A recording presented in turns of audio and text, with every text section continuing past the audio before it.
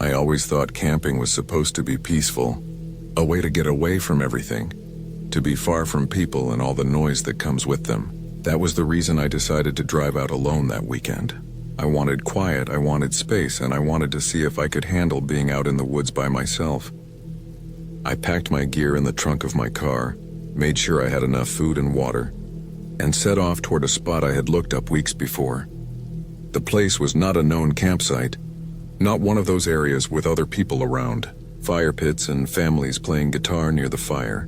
This was deeper in. I had read about the location online through an old forum post where someone mentioned a clearing beside a small river, a place that was rarely visited because the trail was hard to follow and not marked. That kind of place sounded perfect to me. By the time I got there, it was late afternoon. The drive had been longer than I expected because the last stretch was nothing but dirt road, narrow and full of potholes, forcing me to crawl forward. I parked in a wide patch of dirt that looked like other vehicles had stopped there before, and then pulled my backpack and tent out. The trail started just beyond a line of pine trees, faint, but still noticeable if you paid attention to the ground. The air smelled sharp, pine mixed with damp soil, the kind of smell you don't get back in town. I felt good as I started walking, my pack heavy on my shoulders but manageable. The trail wound through thick brush, and the further I went, the quieter it got. No cars, no hum of power lines, not even distant voices, only the crunch of my boots on the dirt and the sound of my breathing. It took me nearly an hour to reach the clearing. By then the light was already softer, sinking low behind the trees. The clearing was wide, an open circle of grass and dirt with the river just off to one side, the water moving slow but steady. It was exactly how I pictured it. I dropped my pack and started setting up the tent. The work kept me busy until the sun slipped lower and I realized I needed to get a fire going. I collected what dry wood I could find around the area, broke it down and built a small fire in a ring of stones I put together myself. I cooked a simple meal over it, then sat back and listened to the water and the faint rustle of the trees. For a while it felt right.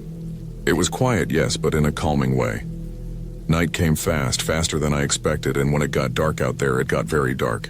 No glow from houses, no headlights, no street lamps, just blackness beyond the reach of my fire. I sat there staring into the flames longer than I usually would, my nerves making me put off crawling into the tent. But finally I put the fire out and zipped myself inside, laying back on the sleeping bag. The river's sound was steady, and I forced myself to relax until I finally drifted off. I woke sometime later. I didn't know what time it was. The tent was black, and for a second I wasn't even sure why I had woken up. Then I heard it. A sound outside. At first I thought it was an animal, maybe a deer stepping through the brush. But then I noticed the pace of it. Slow, deliberate steps. They were faint, but I could hear them over the water. Crunching leaves, breaking twigs. Human footsteps. I held my breath, waiting for them to stop. They didn't.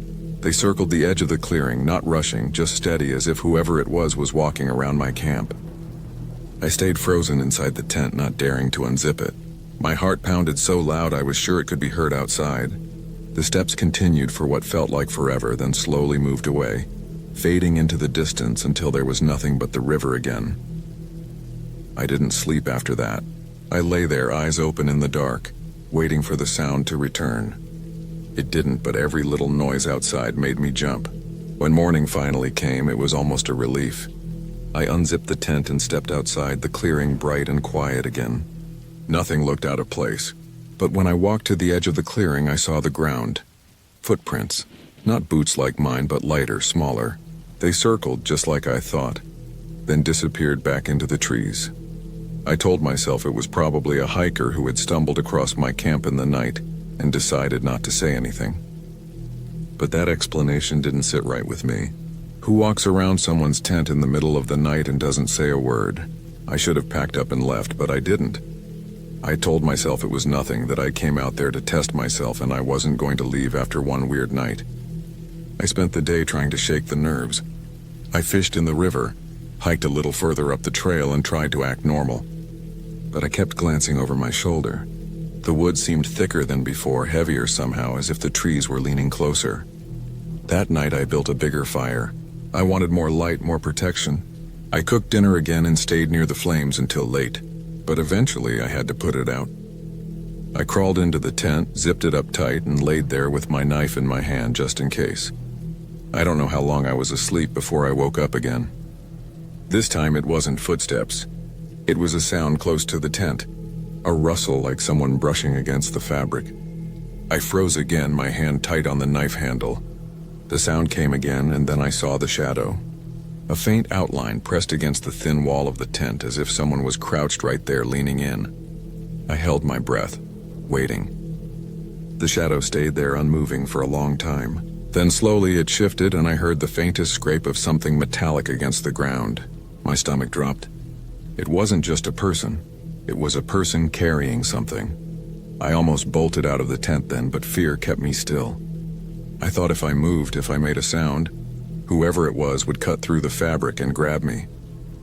I waited, barely breathing, until the shadow finally slid away. The footsteps returned, slow and careful, moving back toward the trees. I lay there shaking until dawn. When I got out, there was no one around, but in the dirt right by the tent was a mark. A long, thin scrape like someone had dragged a blade, that was it. I couldn't stay anymore. I packed my gear fast, shoving everything into the backpack without care.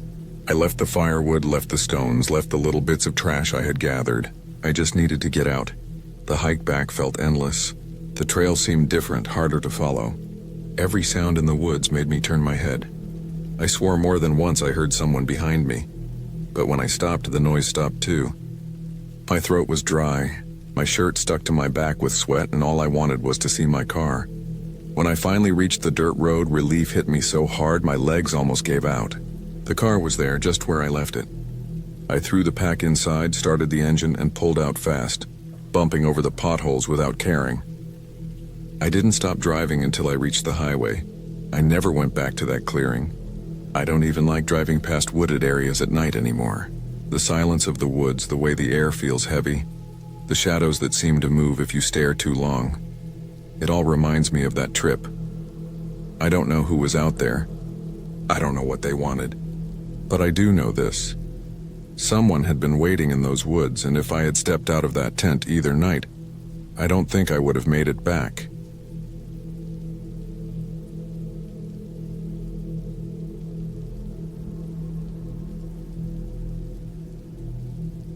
I always liked being alone in the woods. There was something about the sound of the wind moving through the trees, the crunch of the dirt under my boots, and the way the world felt far away once I was surrounded by nothing but silence and trees. I thought being out there was calming, safe even. I thought the woods were a place where I could clear my head, push away the weight of everyday life, and feel in control. That thought did not last. It started as a simple plan. I packed up my old hiking backpack with what I thought was enough gear for 3 nights out in the woods. I had a small tent, a sleeping bag that wasn't the best but had kept me warm in the past, a flashlight, a cheap headlamp, a couple lighters, some matches in a waterproof box, a knife, some rope, a change of clothes, and food that didn't need much cooking. Granola bars, jerky, canned beans, and instant noodles. I carried about 3 liters of water with me and brought a filter so I could drink from streams. I figured I was ready. I had done this before, though never alone for this long. The trail I picked was not very far from town, about an hour's drive to the parking lot, and then a 5-mile hike into the trees. It wasn't a popular camping area, which was exactly why I chose it. I wanted the quiet. I wanted no one else around. The idea of being truly alone in the woods was exciting. At least it was during the drive and the start of the hike. The hike was harder than I expected. My pack felt heavier with every step. The straps dug into my shoulders and sweat rolled down my back even though the air was cool. The sky had been gray all morning, heavy with clouds, but no rain fell. It made the woods feel dim, the light cut down by both the clouds and the tall trees. The forest was thick, pine trees mostly, tall and thin with dead needles carpeting the ground. Every step I took made a soft crunch. The air smelled sharp like sap and damp soil. The deeper I went, the quieter it felt. The noise from the road disappeared quickly. Then the sounds of birds grew sparse. After 2 miles, I could only hear my own footsteps, the faint creak of my pack straps, and the occasional snap of a branch high above. When I stopped to rest, The silence pressed on me in a way that was hard to explain. I didn't notice it right away, but after sitting down on a fallen log, I realized how still it was. No birds. No squirrels moving in the underbrush. Nothing. Just me breathing and the faint ringing that always fills your ears when it's too quiet. I tried to tell myself it was normal, that maybe the wildlife had moved deeper or I just wasn't paying attention before. But something about it made my stomach feel tight.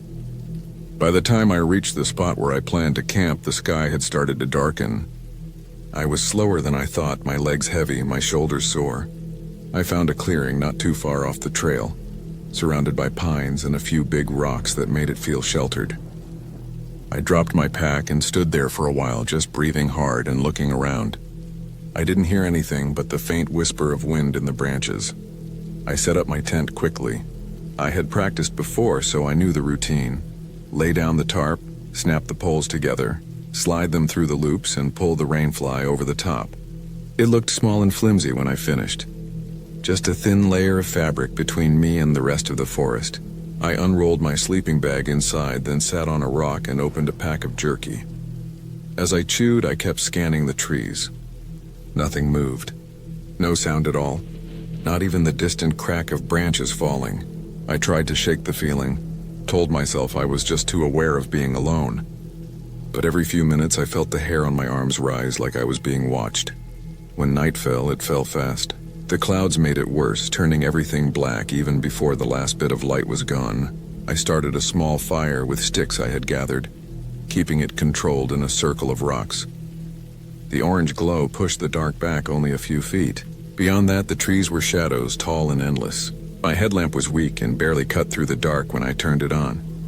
I cooked noodles in a small pot, the water boiling slowly, steam rising into the night air. The smell should have made me hungry, but my stomach felt tight. I forced the food down anyway, then sat staring at the fire. My ears strained for any sound at all. A single crack of movement would have been a relief, but the woods stayed silent. That night I barely slept. I lay in my bag, the thin walls of the tent glowing faintly orange from the fire outside. My body was tired, but my mind wouldn't shut off. Every time I closed my eyes, I imagined something standing in the trees just outside the reach of the light, watching. I thought about animals, maybe a bear or a cougar. But even then, wouldn't I hear something? The snap of a twig, the crunch of leaves? Instead, there was nothing. At some point, I drifted off, only to jolt awake in the middle of the night.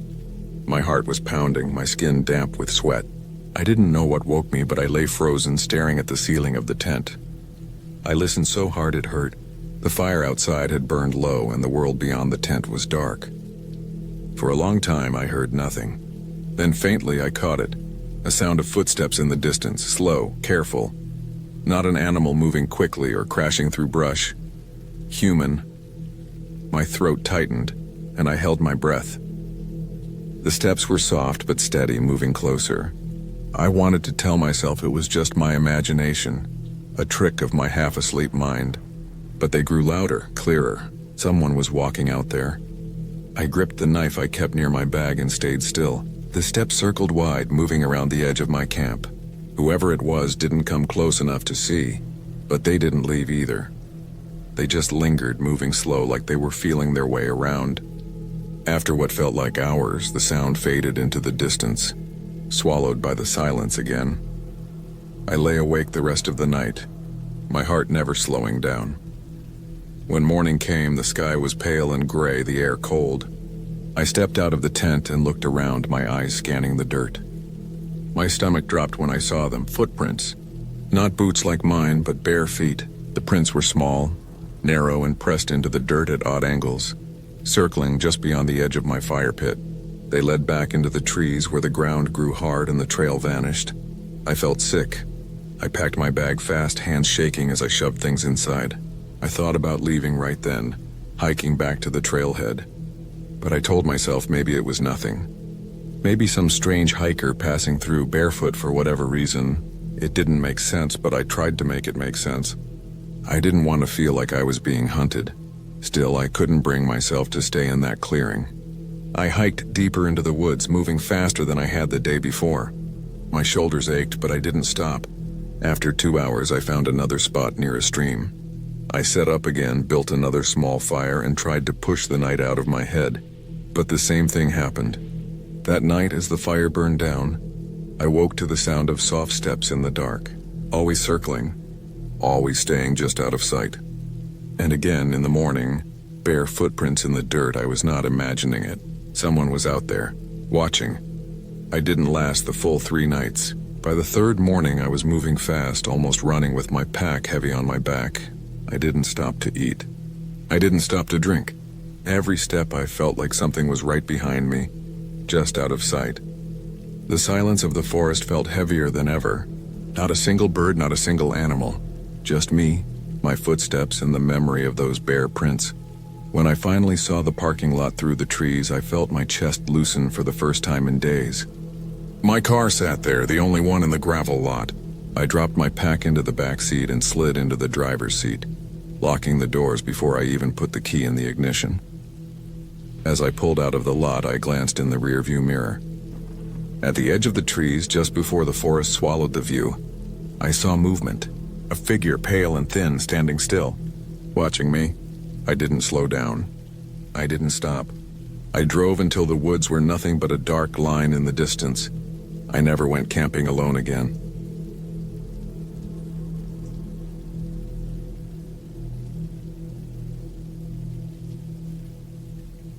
I decided to go camping alone because I thought it would be quiet and peaceful. I had been stressed out from work and I wanted to get away from everything. I didn't want to go to a busy campsite where kids would be running around or people would be blasting music. I wanted real woods, real silence, real distance from everyone. I picked a spot that wasn't listed as an official campground. It was deep in the woods, not far from an old logging road that was barely used anymore. I had seen it once while driving through the area, a narrow dirt track leading into thick trees.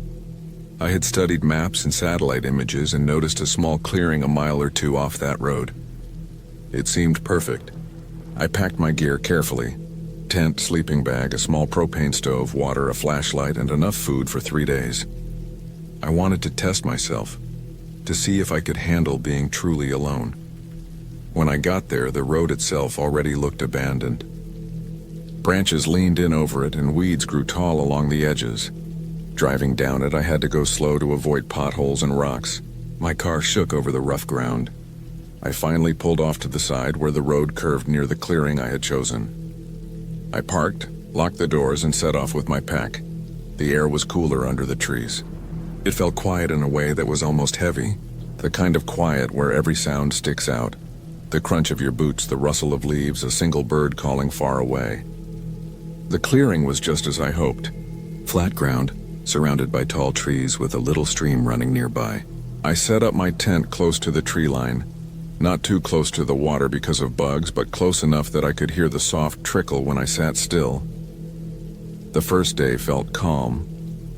I cooked a simple meal on my little stove, walked around the area to get a feel for it, and gathered some dry branches for a small campfire later. I didn't see anyone. I didn't even hear distant cars or planes. Just the woods. It felt like I had the entire place to myself. When the sun went down, I sat by the fire and watched the sky go dark. The stars came out sharp and bright, so many more than you could ever see in the city. That first night I slept soundly. The ground was hard under me, but I was used to that. I woke up a couple times from the sound of owls or something moving through the leaves, but it never lasted. I told myself it was probably deer. In the morning, I cooked some oatmeal, made coffee, and thought about hiking deeper into the woods. It was during that hike that I first noticed something strange. I had been walking about an hour, following no path, just moving in a general direction with my compass to keep track. I found a tree with old axe marks like someone had once chopped into it. The cuts were weathered, not fresh, but it struck me because there were no logging roads this far back. A little further on, I found a piece of rope hanging from a branch, frayed and dirty, like it had been left there a long time. It swung slightly when I touched it. At first, I shrugged it off. People used to come through here, I told myself. Hunters, maybe. But as I kept walking, I felt like I was being watched. The trees were close together and the underbrush was thick. Every few steps, I thought I heard something behind me, a faint crack or shuffle. But when I stopped and looked back, there was nothing. just silence. By the time I returned to camp, my nerves were tight. The clearing looked exactly as I left it, my tent still standing, my pack resting by the fire pit. Nothing disturbed. I tried to laugh it off, but the unease stuck with me. That night I built another small fire, cooked noodles, and sat watching the dark tree line. I couldn't shake the thought that someone might be out there, just standing in the shadows. I told myself it was my imagination. But then in the middle of the night I woke up to a sound. It was faint but clear enough, a steady crunch of footsteps on dry leaves. Not an animal moving quick, not wind, but slow, deliberate steps.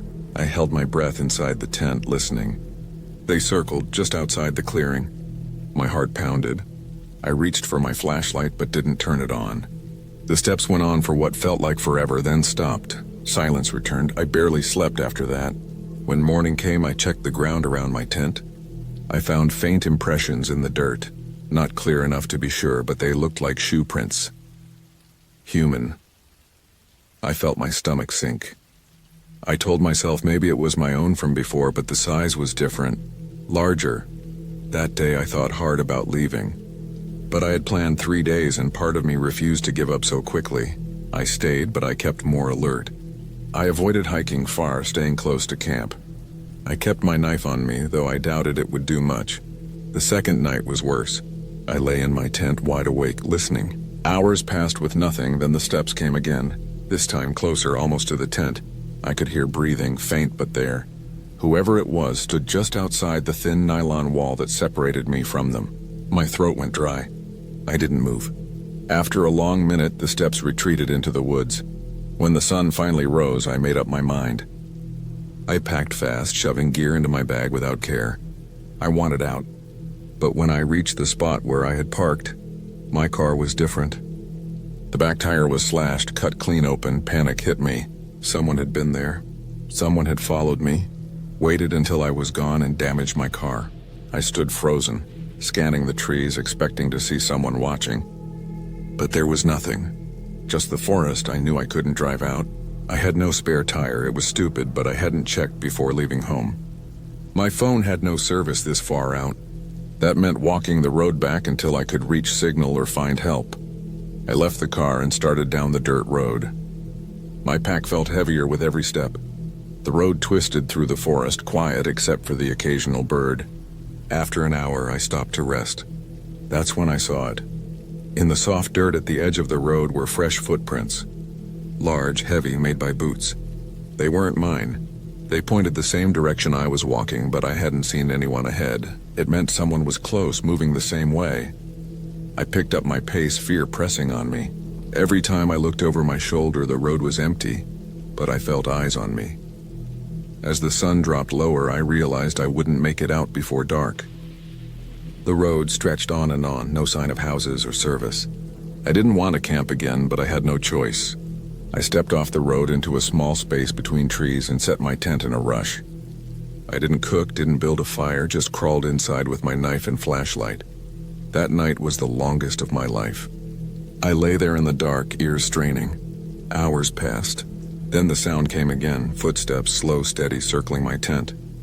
This time there was no hesitation. Whoever it was pressed a hand against the tent wall, pushing the fabric in near my head. I held my breath, gripping the knife, ready to slash. But after a moment, the hand lifted. The steps moved away. I didn't sleep at all.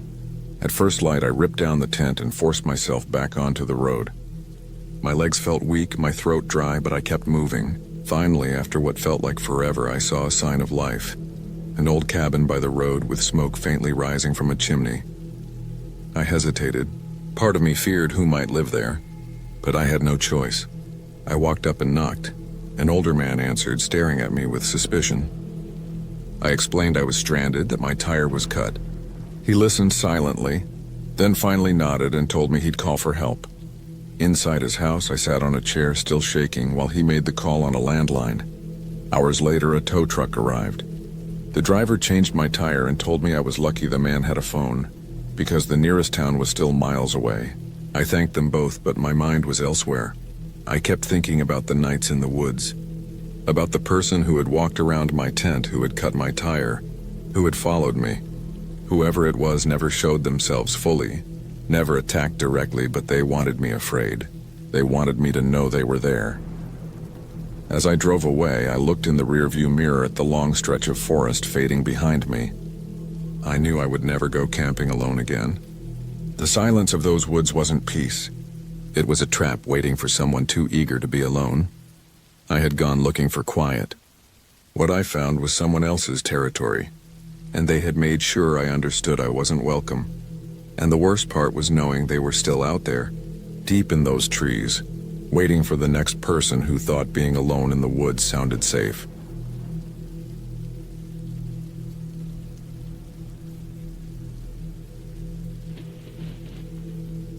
I had been waiting weeks for that camping trip. Life had been heavy and I needed something to clear my head.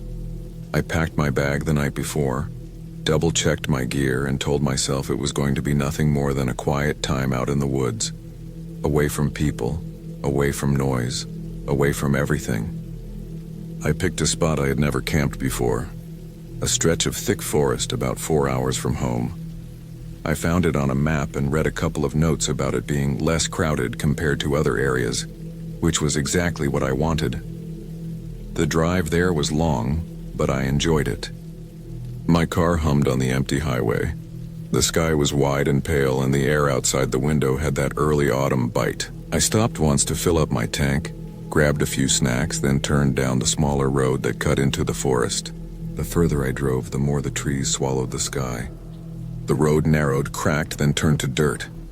I parked near a clearing where it looked like others had camped before. Tire ruts in the dirt, ash from an old fire pit, beer cans half buried under leaves. I carried my pack into the woods, going deeper, because I didn't want to camp right next to the road. The ground was soft with layers of pine needles, and I could hear the wind moving high in the branches. After about half an hour, I found a spot that felt good enough. Flat ground, no dead trees leaning above, a little stream nearby for water.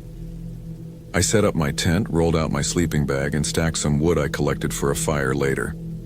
The sun was still high when I finished, so I decided to wander further into the trees before it got dark. I carried only a small bottle of water, no pack. The forest was quiet but not empty. I heard woodpeckers, squirrels running across branches, the faint rush of water somewhere deeper in. It was calm, and for a while I forgot about everything else. But then I noticed something odd, a boot print in the dirt, not fresh but not old either. It was larger than mine, pressed into the ground along the faint trail I had been walking. I crouched down, looked at it for a while, then moved on. People hike these woods all the time, I told myself. It meant nothing. But I still kept looking at the ground as I walked, and I kept seeing them. Not just one, but a trail of them, heading the same way I was going. After about an hour, I turned back. I didn't want to get lost, and I wanted to be back at camp before the light slipped. I cooked a small meal over the fire, listened to the forest turn darker, and crawled into my tent when the air got cold. It took me a long time to fall asleep. In the middle of the night, I woke up. At first, I thought it was nothing, just me turning over in my bag. But then I heard it. A soft crunch of leaves, slow, steady outside my tent. My whole body went still. I held my breath, listening. The steps weren't heavy like a deer bounding, and they weren't quick. They were careful, almost like someone trying not to make noise. I told myself it was an animal, but the sound circled the tent, moved past it, then stopped. The silence after was worse than the sound itself. I stared at the thin fabric of the tent, waiting for a shadow, waiting for something. But after what felt like forever, nothing came. I don't know when I fell back asleep, but when I woke again, the sun was up and everything looked normal. I convinced myself I imagined it. Maybe I dreamed it. I boiled some water, ate breakfast, then decided to hike further, this time carrying more supplies. I followed the same trail as the day before, moving deeper. After about 2 hours, I came across something that froze me in place, a campsite. Not new, not old either. A torn tent slumped against the ground, fabric shredded, a fire pit half buried in ash, a rusted cooking pan, and trash scattered around like it had been left in a hurry. I walked closer, slow, every step tight in my chest. The tent looked like it had been slashed with a knife, not torn by weather or animals. I looked around the trees, half expecting to see someone. Nothing. The air felt wrong there. I backed away, almost stumbling, and hurried back toward my camp. My mind spun the whole way. Maybe it was old. Maybe kids trashed it. But the prints I had seen... When I got back, I scanned my site carefully. My gear was still there, untouched. But the firewood I had stacked looked different. It wasn't in the neat pile I left. It was spread out, shifted, like someone had kicked at it. I felt my throat tighten. I told myself maybe I stacked it poorly and it fell. But I couldn't shake the thought that someone had been there, watching. That night I didn't sleep much. I kept the fire burning longer than usual, sat close to it and held my knife in my lap. The forest stretched into black walls around me. I kept listening, waiting. Around midnight I heard it again. Footsteps, slow, dragging, not far away this time. My stomach dropped as I realized they were coming closer, stopping, starting again. I leaned forward, straining to hear over the fire crackle. The steps reached the edge of the clearing, then stopped. Silence. I couldn't see anything past the firelight, just endless trees.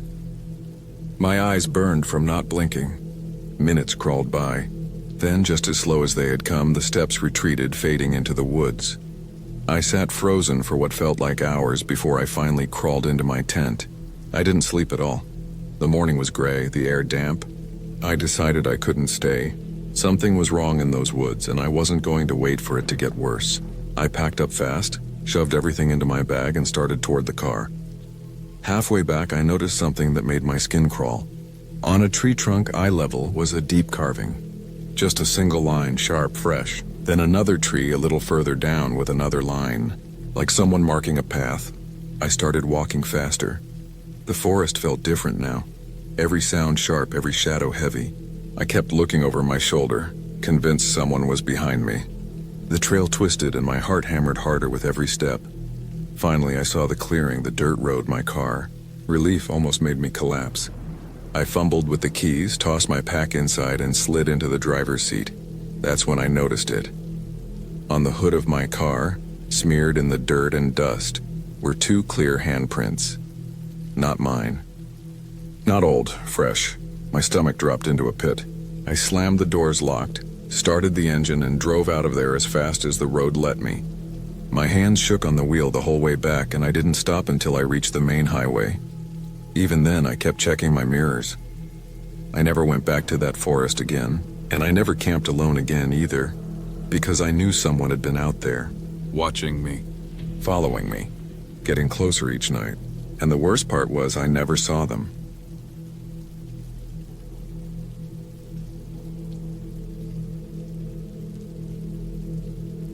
I always thought the woods were calm. That's why I used to camp. It wasn't about adventure or proving something to myself. It was about getting away, shutting down the noise and being surrounded by nothing but the sound of trees and water. I had camped a lot before, but the trip I took one late summer weekend was the one that burned itself into my head forever. It wasn't anything magical or strange, no ghosts or creatures, just something real, something I could never unsee.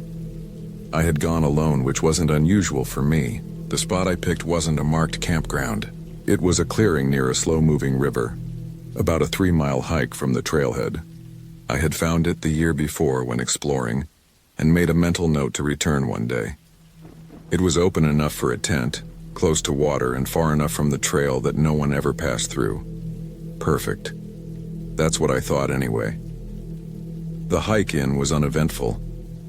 My pack was heavy with food, water, a small gas stove, and the usual supplies.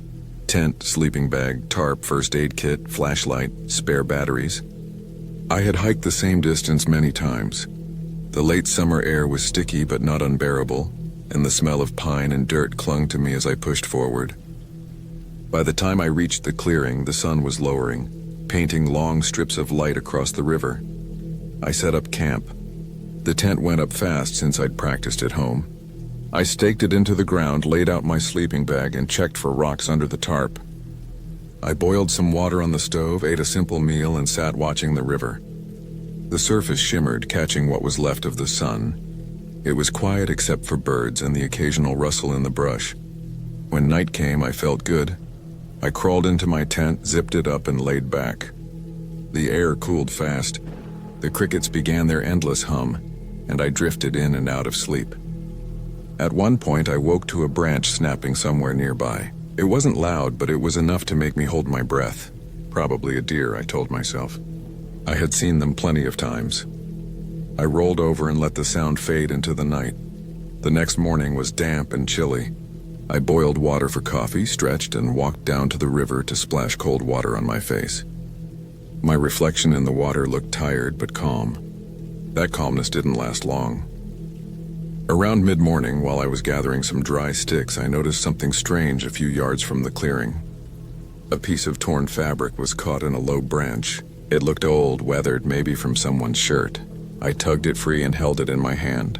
Faded blue cotton. It didn't belong there. This spot was remote. I had never seen anyone come near it before. I dropped it and went back to camp, telling myself it wasn't important. The day passed slowly. I walked along the river, cooked some food, and rested under the shade. I tried to relax, but something about that piece of fabric stuck in my head. I didn't like it. When evening came, I built a small fire, kept it controlled, and sat watching the flames.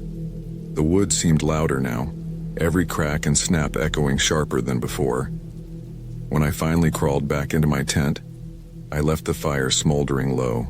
I wrapped myself in the sleeping bag, listening to the faint hiss of insects. Sleep came, but it didn't last. Somewhere deep in the night, I woke again. This time, the sound wasn't a branch snapping. It was the crunch of footsteps. Slow, deliberate, on dry leaves. My chest tightened. I stayed perfectly still, ears straining. The footsteps moved closer, then stopped. I couldn't breathe right. My flashlight was within reach, but I didn't grab it. I didn't want to make noise. After what felt like forever, the sound moved away. Slowly at first, then fading. I lay there until morning, every muscle tense, heart pounding so hard I could hear it in my ears. When light finally came, I forced myself out of the tent. The woods looked the same as before, but the ground near the clearing told me I hadn't imagined it. Footprints. Clear imprints in the dirt, circling not far from my tent. They weren't boots like mine. They looked like worn sneakers, the kind that flatten out with age. I stared at them for a long time, feeling sick. Someone had been here, watching. I thought about leaving right then, packing up and going back to the trailhead, but I didn't. Part of me didn't want to admit I was scared. I told myself it could have been a hiker who lost their way, maybe passing through. But deep down I knew it wasn't that simple. The day crawled by. I couldn't focus on anything but those footprints. I kept checking the tree line, convinced someone was standing just out of sight. My meals tasted like nothing. My hands shook every time I lifted the pot off the stove. When night came, I felt dread settle in my stomach. I didn't want to sleep, but exhaustion forced me to lie down. This time I kept my flashlight in my hand, the other gripping the handle of my knife. It happened again. The footsteps. Slow, heavy, circling the camp. I stayed still, every nerve screaming.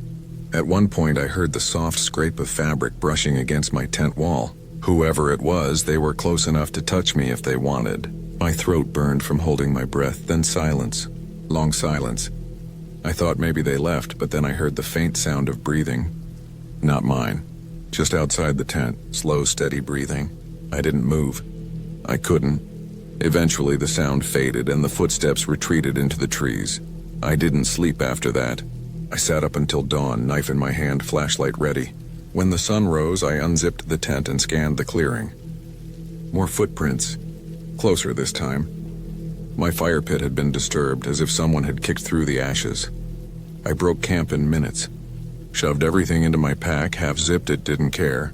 I just wanted out. The hike back to the trailhead felt endless.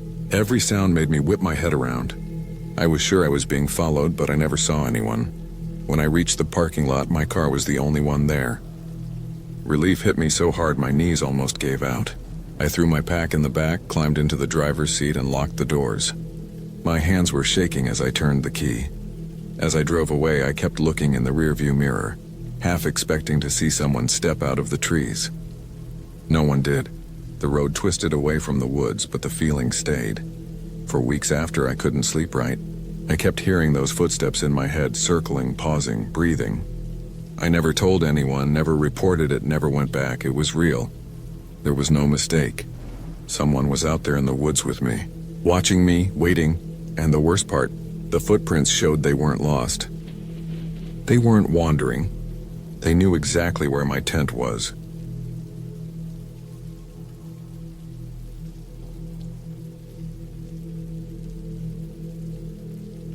I planned the trip because I wanted quiet. The city had been grinding me down for months. Traffic, people pushing past each other on sidewalks, the never-ending background noise of machines and voices.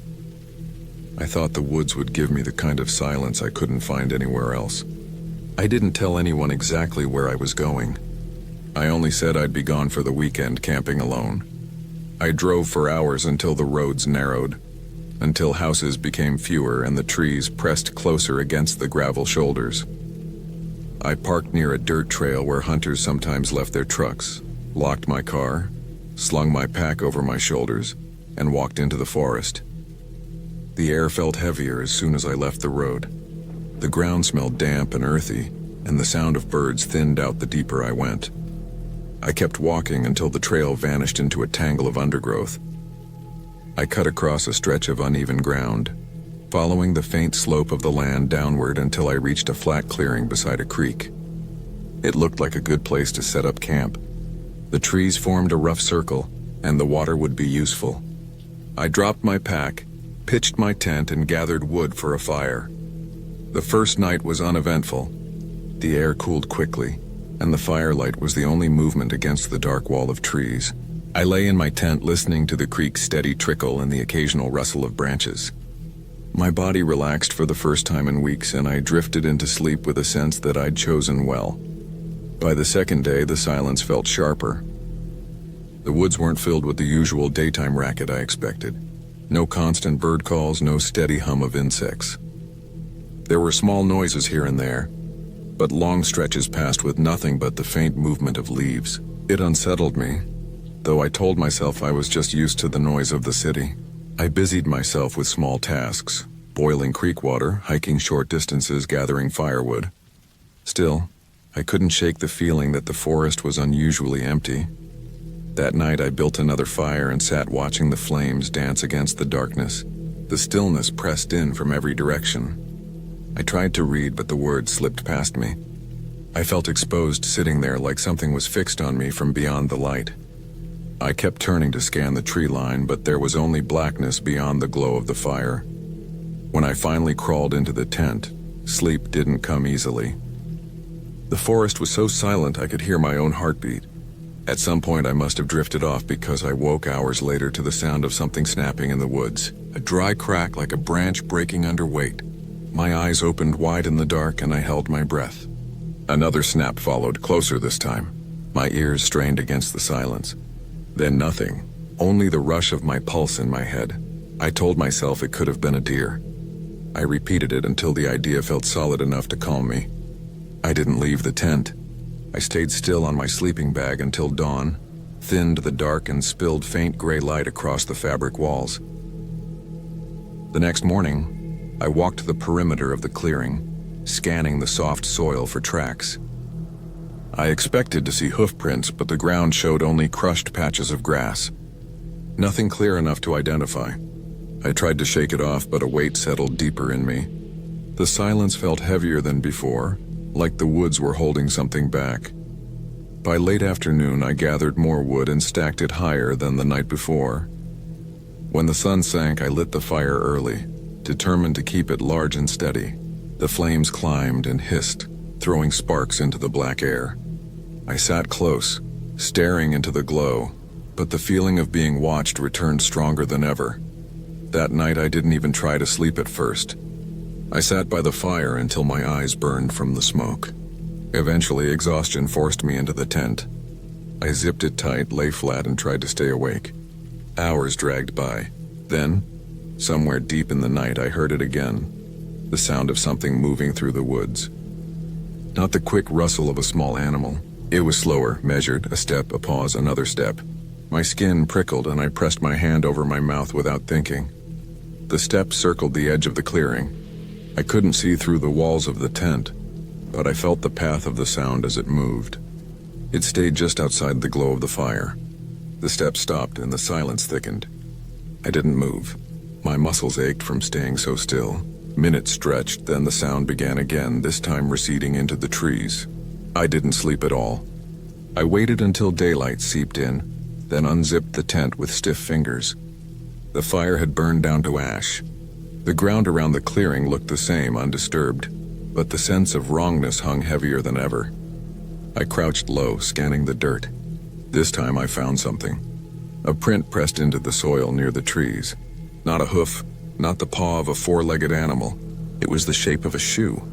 A human shoe. My stomach tightened and I stood quickly, scanning the trees.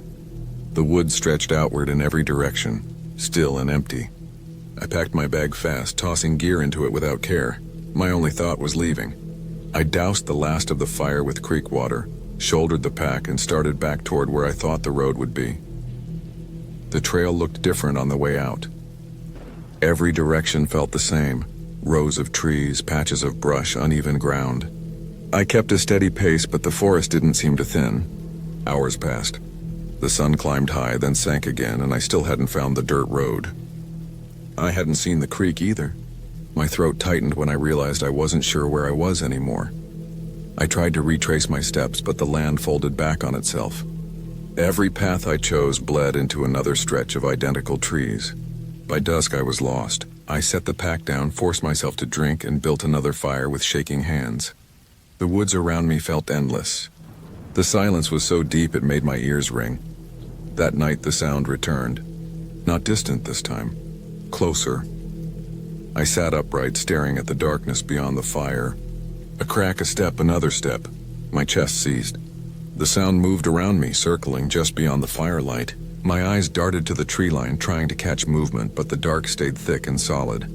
I stayed awake until dawn again, every muscle rigid. When daylight came, I rose and scanned the perimeter. More prints this time, clearer. Shoe treads pressed into the dirt in uneven patterns. Someone had been there, watching. I pushed deeper into the forest, desperate to find the road, but the trees swallowed me further. My legs ached. My shoulders burned under the weight of the pack and sweat stung my eyes. The woods remained silent, but the sense of being followed never left me. Every so often I heard faint movement behind me, only to turn and see nothing. By the fourth day, exhaustion hollowed me out. I rationed water, forced myself to chew dry food, and kept moving. My sense of direction was gone. The prints appeared often now, sometimes ahead of me, sometimes crossing my path. They weren't mine. I checked my own boots to be sure, but the tread was different. Whoever it was, they were always just far enough to stay unseen. That night I built my fire higher than ever, feeding it with every branch I could drag into the clearing. Flames roared upward, sparks floating into the dark. I sat clutching the hatchet I carried, every nerve sharp with fear. The sound came again, deliberate steps pacing beyond the fire. My heart hammered so hard it hurt. The figure never came close enough to see, but the movement circled for hours. When the fire finally sank low, I forced myself to keep feeding it, though my arms trembled from weakness. Dawn came gray and slow, and the steps finally faded. I left as soon as the light was strong enough to see. My body felt brittle, like it could break under the smallest weight, but I kept moving. The forest looked endless. The silence pressed in thicker than ever. At one point I stumbled and nearly fell into a gully, and when I climbed out I saw more prints along the edge. Fresh. The dirt was still crumbling at the edges. I didn't stop after that. I pushed myself until my legs shook, until the skin on my feet blistered inside my boots. By late afternoon I spotted something through the trees, straight lines cutting through the forest. Power lines. My chest seized with relief. I staggered toward them, following their path until they crossed over a dirt service road. I dropped to my knees when I reached it, lungs burning, body shaking. The road stretched left and right. I picked a direction and walked until I heard the faint hum of traffic. My legs nearly gave out when I saw the edge of asphalt ahead. I reached the highway hours later, flagging down the first car I saw. The driver slowed, rolled down his window, and stared at me like I was something dragged out of a nightmare. My clothes were filthy, my skin streaked with dirt and sweat. My voice cracked as I asked for help. He told me to get in. I never went back to the woods after that. I think about the prints often, the steady circling steps always just beyond sight. I don't know who it was or how long they'd been following me. I only know that I was never alone out there, and the silence of the forest wasn't natural. It was waiting. It was holding its breath with me night after night, as someone watched me burn through my strength.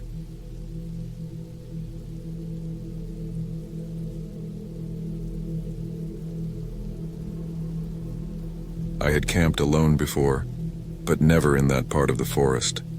It was a section I had only seen from maps and satellite photos, a wide stretch of old timberland cut by dirt service roads and forgotten trails. Most people avoided it because it wasn't near any marked campgrounds. There were no signs, no rangers, no other tents or fire rings. That was what made it perfect for me.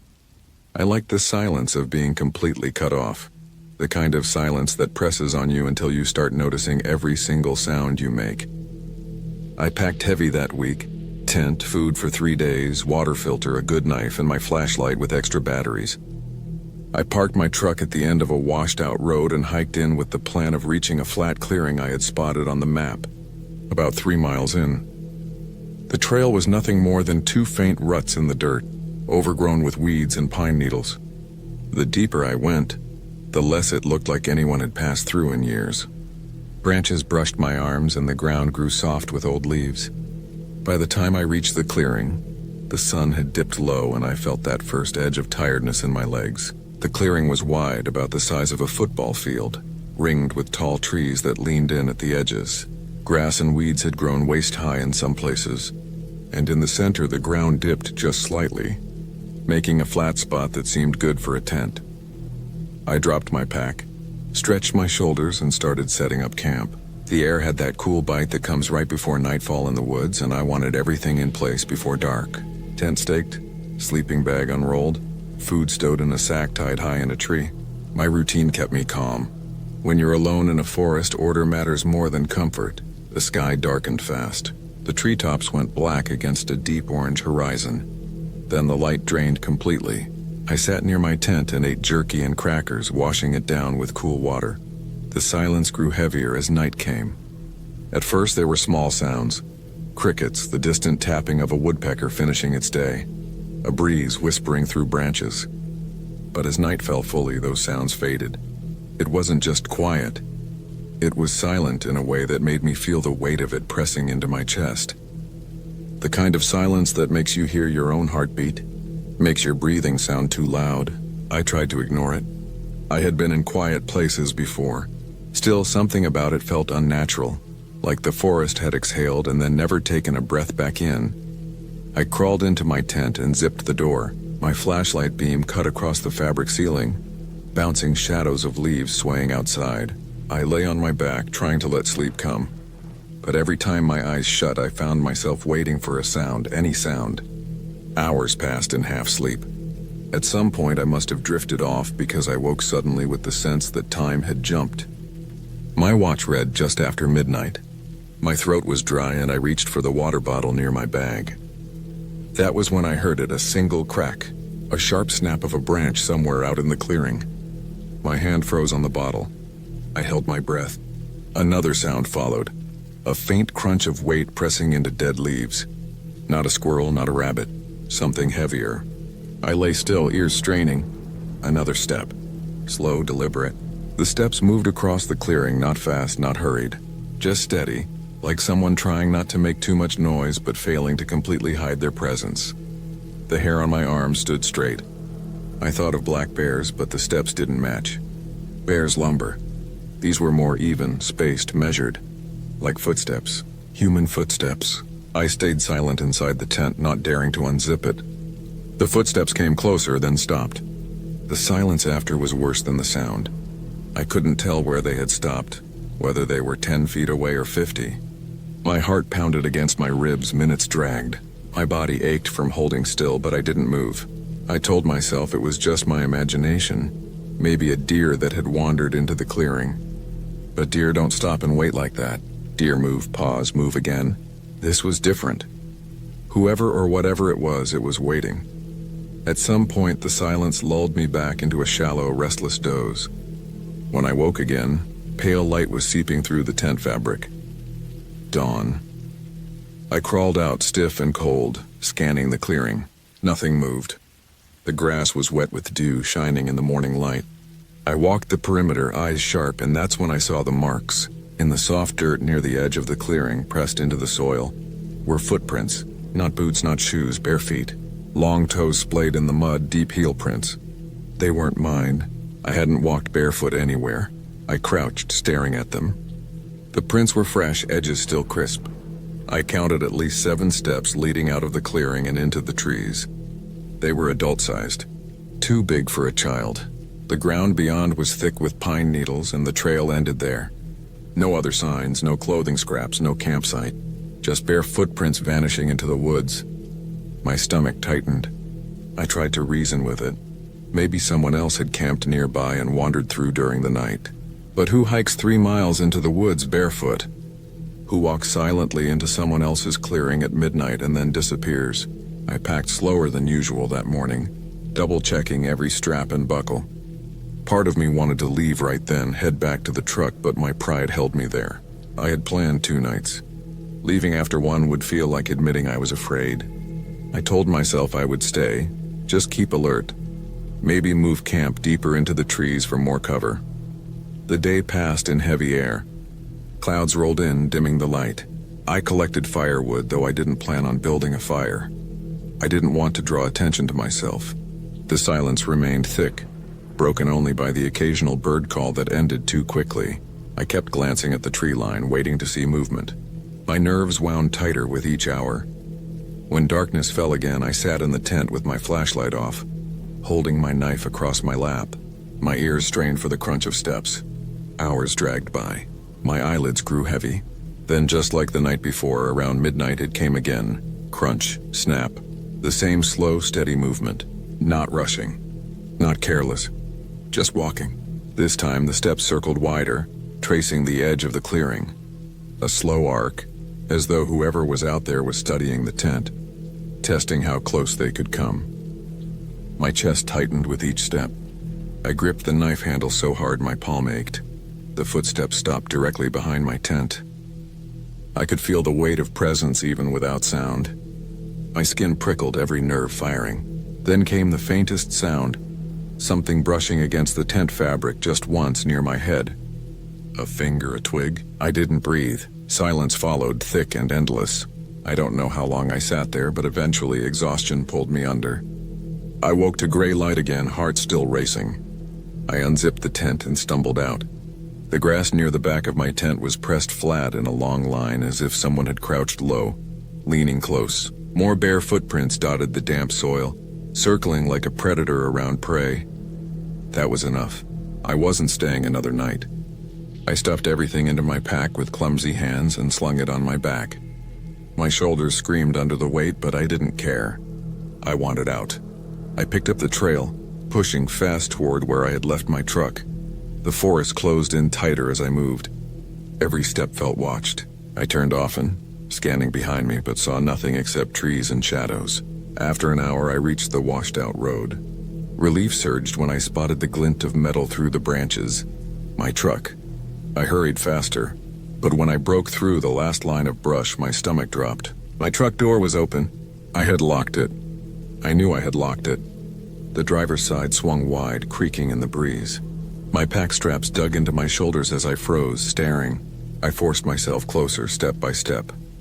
Inside, the seats were slashed, foam spilling out like guts. My gear I had left behind, an extra blanket, a small cooler, was gone. On the dusty windshield, smeared with a dirty finger, was a single long streak across the glass. I spun, scanning the tree line. The woods stood silent, but the silence felt alive. I didn't think. I threw my pack into the truck bed, slammed the door shut, and started the engine. The sound roared through the forest, too loud, too fragile. I pressed the gas, bouncing down the rutted road without looking back. My hands shook on the wheel the whole drive home. I never returned to that clearing. I don't camp alone anymore. The memory still hangs heavy in me. Not just because of what happened, but because I know how deliberate it was. Whoever was out there didn't stumble on me by accident. They came barefoot, silent, circling at midnight. They touched the tent just enough to let me know I wasn't imagining it. They slashed the truck to show me they could reach me anywhere. It wasn't random. It was patient. It was chosen, and I still don't know why it stopped.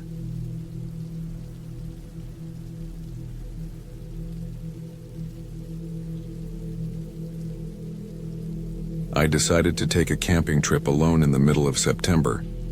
The air was cooler than the thick summer heat, and I liked the idea of being away from town for a few days. I had always enjoyed camping, but most times I went with friends or family. This time I wanted to test myself. I packed carefully. A small tent, sleeping bag, cooking gear, a good knife, some food supplies, a small gas stove, a flashlight with extra batteries, and a couple of bottles of water. I also carried a map of the area and my phone, though the signal was weak once you left the highway. I chose a stretch of woodland that wasn't too far from home, but still remote enough that I wouldn't see people around me. I parked my car at the edge of the dirt track that cut into the woods and then walked in with my backpack tight on my shoulders. The trail was narrow and uneven, with roots crossing under my boots. The ground was soft in places, damp from recent rain, and the smell of wet earth was strong.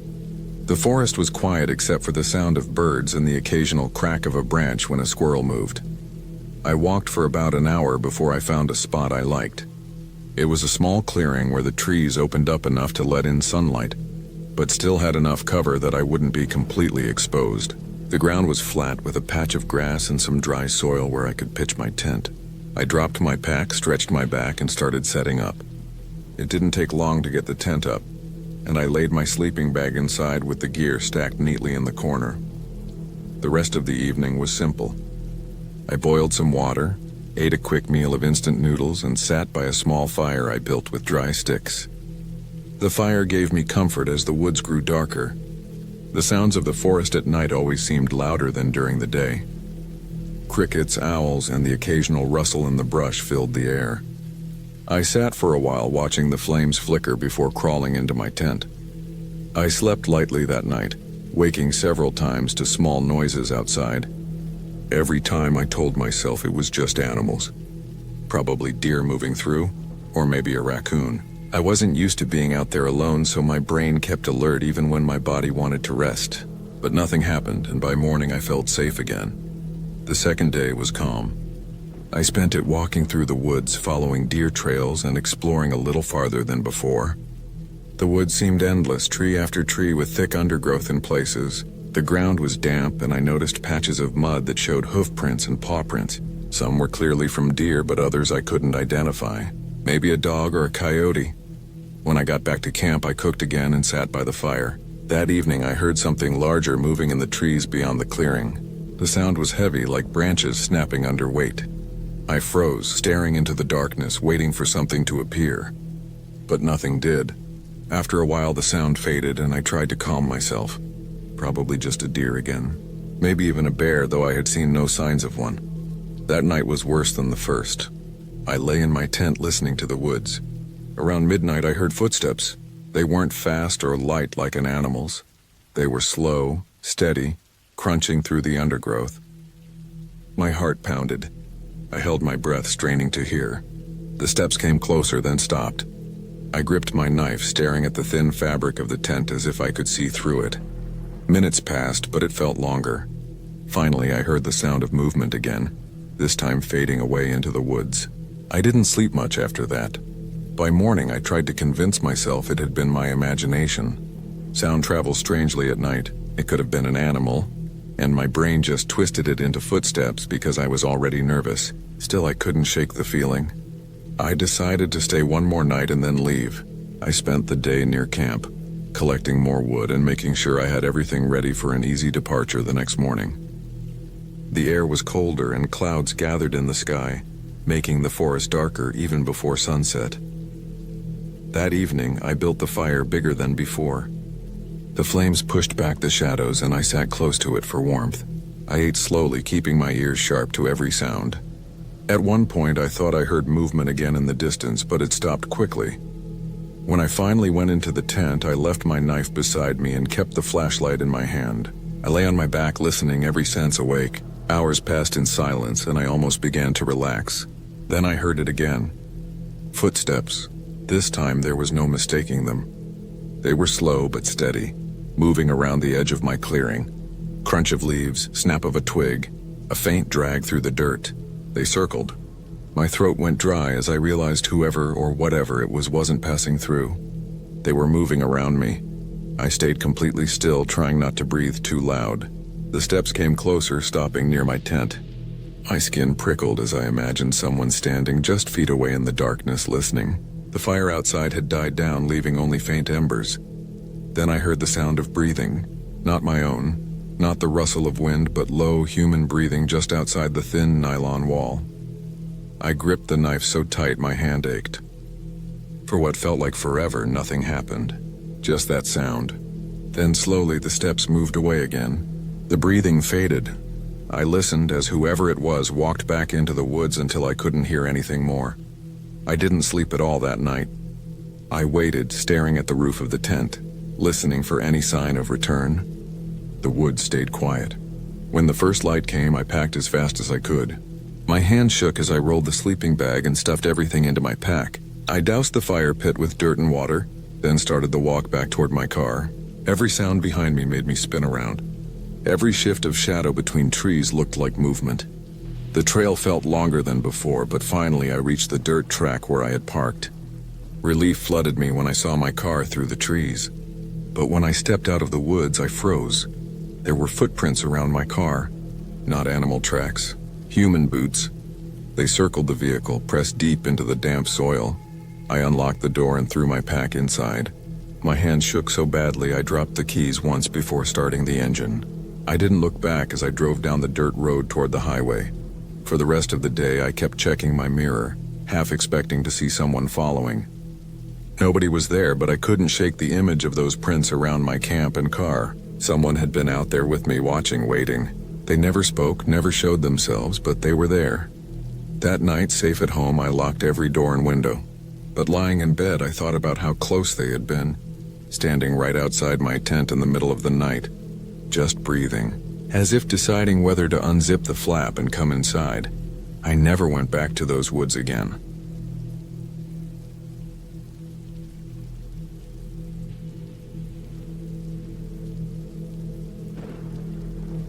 I had been planning the camping trip for weeks. The plan was simple. Get away from everything for a while, take only what I needed, and head into the woods where I would not hear cars, not see screens, and not deal with people. I picked a place I had never been before, a stretch of forest with a mix of fields, heavy tree lines, and streams that cut through old logging roads. I had looked at maps online, studied where I could park, and figured out a path to hike in far enough so I would not hear anything but nature. The morning I left was calm. The sky was pale and hazy, and the air felt heavy with the kind of dampness that sticks to your skin. I packed my tent, my sleeping bag, a small propane stove, water bottles, food in sealed bags, and a flashlight with spare batteries. I had a knife strapped to my belt, not for show, but because I believed in being prepared. I also carried a small first aid kit, a map folded tight, and a compass. My backpack weighed down on my shoulders as I started walking deeper into the woods, away from the gravel road where I had parked my car. The first few hours were peaceful. The crunch of leaves under my boots, the sound of birds moving from branch to branch, and the faint trickle of water from somewhere unseen made me feel like I had chosen the right spot. I reached an open clearing where the ground dipped slightly, and tall grass swayed in slow movements. It felt quiet, too quiet, but I told myself that was just because I was not used to the absence of noise. I pushed on another mile before finding a cluster of trees thick enough to offer cover. That was where I decided to set up camp. I pitched my tent, set my pack down, and gathered small sticks for a fire. By late afternoon, the fire burned low, and I ate from a bag of trail mix, chewing slowly, listening to the air around me. The woods grew heavier as the sun lowered, shadows stretching longer across the uneven ground. That first night, I slept light. Every snap of a twig or shift of wind in the trees jolted me awake. I kept telling myself it was just wildlife. Deer, maybe raccoons, maybe even coyotes. The ground was uneven, and every time I shifted in my sleeping bag, I heard the nylon tent fabric creak in the silence. Sometime after midnight, I thought I heard something heavier than a deer. Something that moved slow and deliberate through the brush. I held my breath until the sound passed. The next day, I decided to hike around the area to get a better sense of my surroundings. I followed an old overgrown path that looked like it had not been used in years. Ferns brushed against my legs and mosquitoes bit through my shirt whenever I slowed down. I came across an old fire ring, stones blackened with soot hidden near a stand of trees. It looked like it had not been used in a long time, but the sight of it unsettled me. Someone had been here before long ago, but I could not shake the feeling that maybe not too long ago. When I returned to camp later that day, I noticed something that made my stomach sink. My backpack, which I had left zipped shut, was half open. I froze where I stood, staring at it, the weight in my chest sinking hard.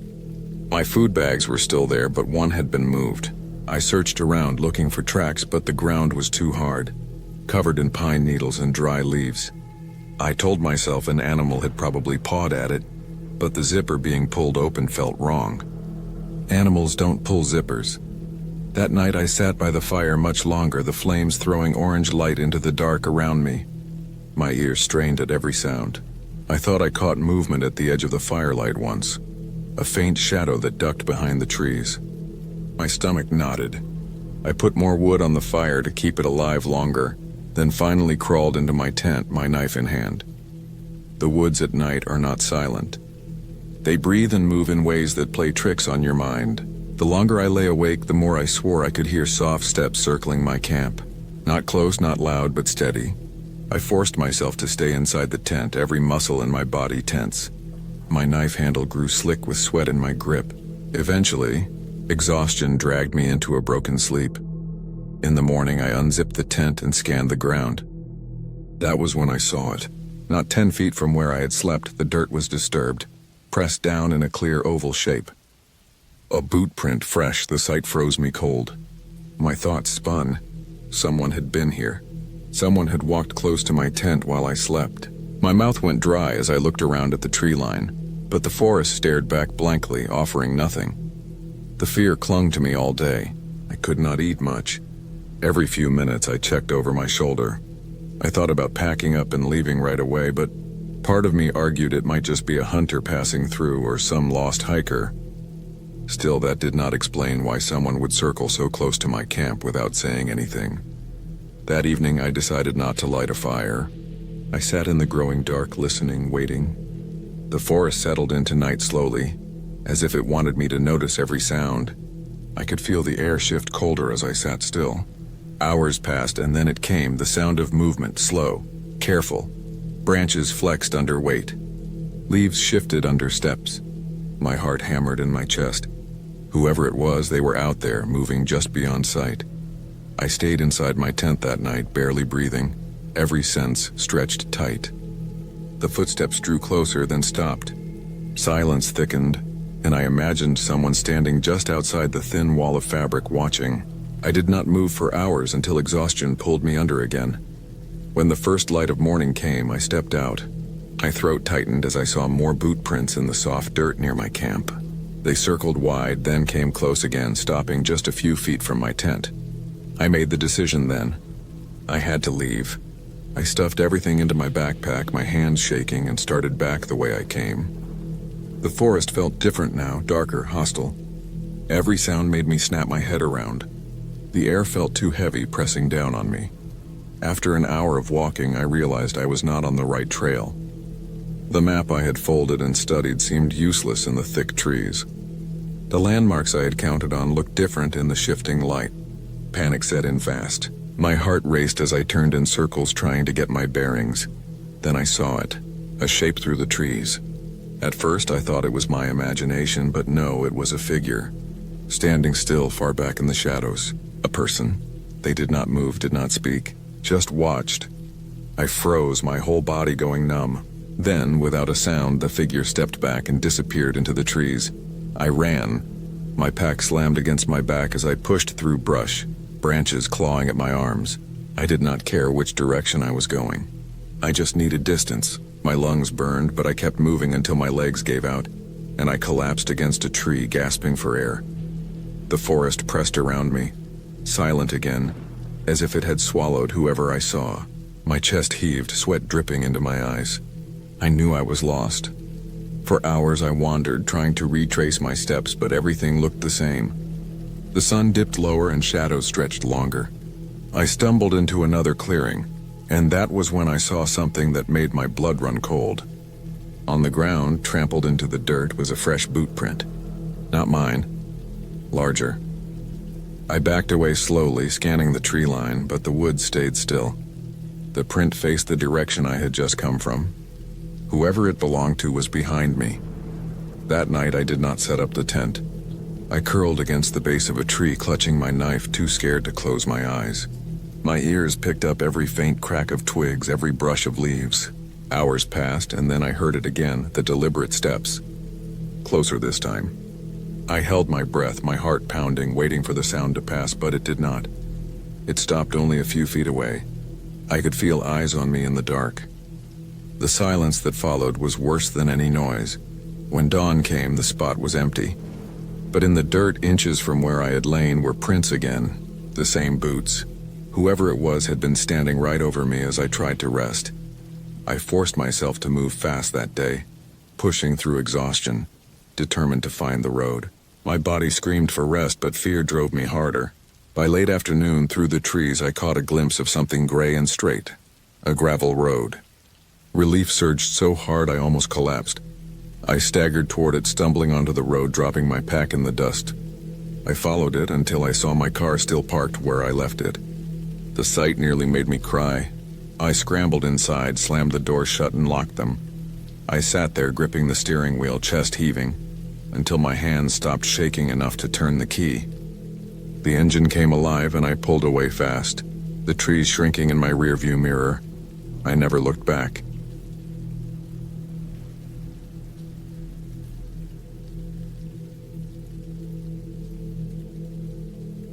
I had always liked the quiet of the woods. It felt different than the quiet of home or the quiet inside a car with the windows rolled up. The woods carried its own weight, a heaviness in the air that pressed against the skin, where even the smallest sound stood out sharp and clear. I thought that quiet would bring me comfort when I decided to camp alone for a few nights, but I didn't realize how much that same quiet could turn against me. I didn't realize how it could take hold of my nerves and make every thought grow dark, how it could make me feel watched even when I was alone. I parked my car on a dirt pull-off about a half-mile away from a narrow trailhead that cut through a patch of forest I hadn't explored before. It was one of those places that people pass by on their way to bigger campsites, a stretch of woods between two logging roads, mostly ignored. I chose it because it seemed out of the way. Somewhere no one would bother me, and I liked the idea of being surrounded only by trees. My pack was heavy with food, water, a small tent, and enough gear to last a few days. The late afternoon sun fell in stripes through the branches as I started walking in. The trail wasn't really a trail. It was more a faint break in the brush where animals must have walked through often. I followed it deeper, stepping over roots weaving between thin birch trees and thicker pines. I could still hear the faint hum of the road behind me for a while, but after about 20 minutes it faded. What replaced it was the rustle of leaves, the occasional cry of a bird, and the crunch of dirt under my boots. I walked for maybe an hour before I found a spot that felt right. It was a small clearing between two tall pines, the ground mostly flat with soft soil where I could pitch my tent. There were no signs of other people, no fire rings, no trash, no boot prints. I liked that. I set my pack down and started making camp. The tent went up slowly, the poles bending under my clumsy hands, but eventually the small green dome stood upright. I laid out my sleeping bag inside, then sat on a log to rest, drinking from my water bottle and listening to the forest. By then, the sky had started to dim, a soft orange glow slipping down between the trees. I built a small fire with dry sticks I had gathered nearby, feeding it until the flames caught strong enough to warm the clearing. The smell of burning wood wrapped around me, mixing with the earthy scent of damp soil and pine needles. I ate a simple meal of trail mix and jerky, the food tasting plain but filling, and I leaned back against my pack, staring into the fire as the dark grew heavier around me. When night fully came, the woods turned different. The light drained until the trees blended into a wall of shadow, and the fire was the only thing holding it back. I could hear more sounds now. The tiny movements of animals in the undergrowth, the flutter of wings, the far-off cry of something I couldn't place. It wasn't frightening at first, just strange, and I tried to tell myself it was all normal. The woods were alive at night, that was all. But the longer I sat there, the more I felt a tightness in my chest. The shadows outside the firelight seemed thicker, harder, like they pressed in. My ears strained to catch every sound, and soon even the smallest snap of a twig made me tense. It wasn't that I thought something unnatural was out there. It was the thought of people.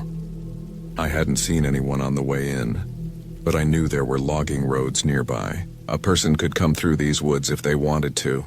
A person could see my fire from far away. That thought kept circling in my head as the hours passed. I threw more wood on the flames, watching the sparks rise.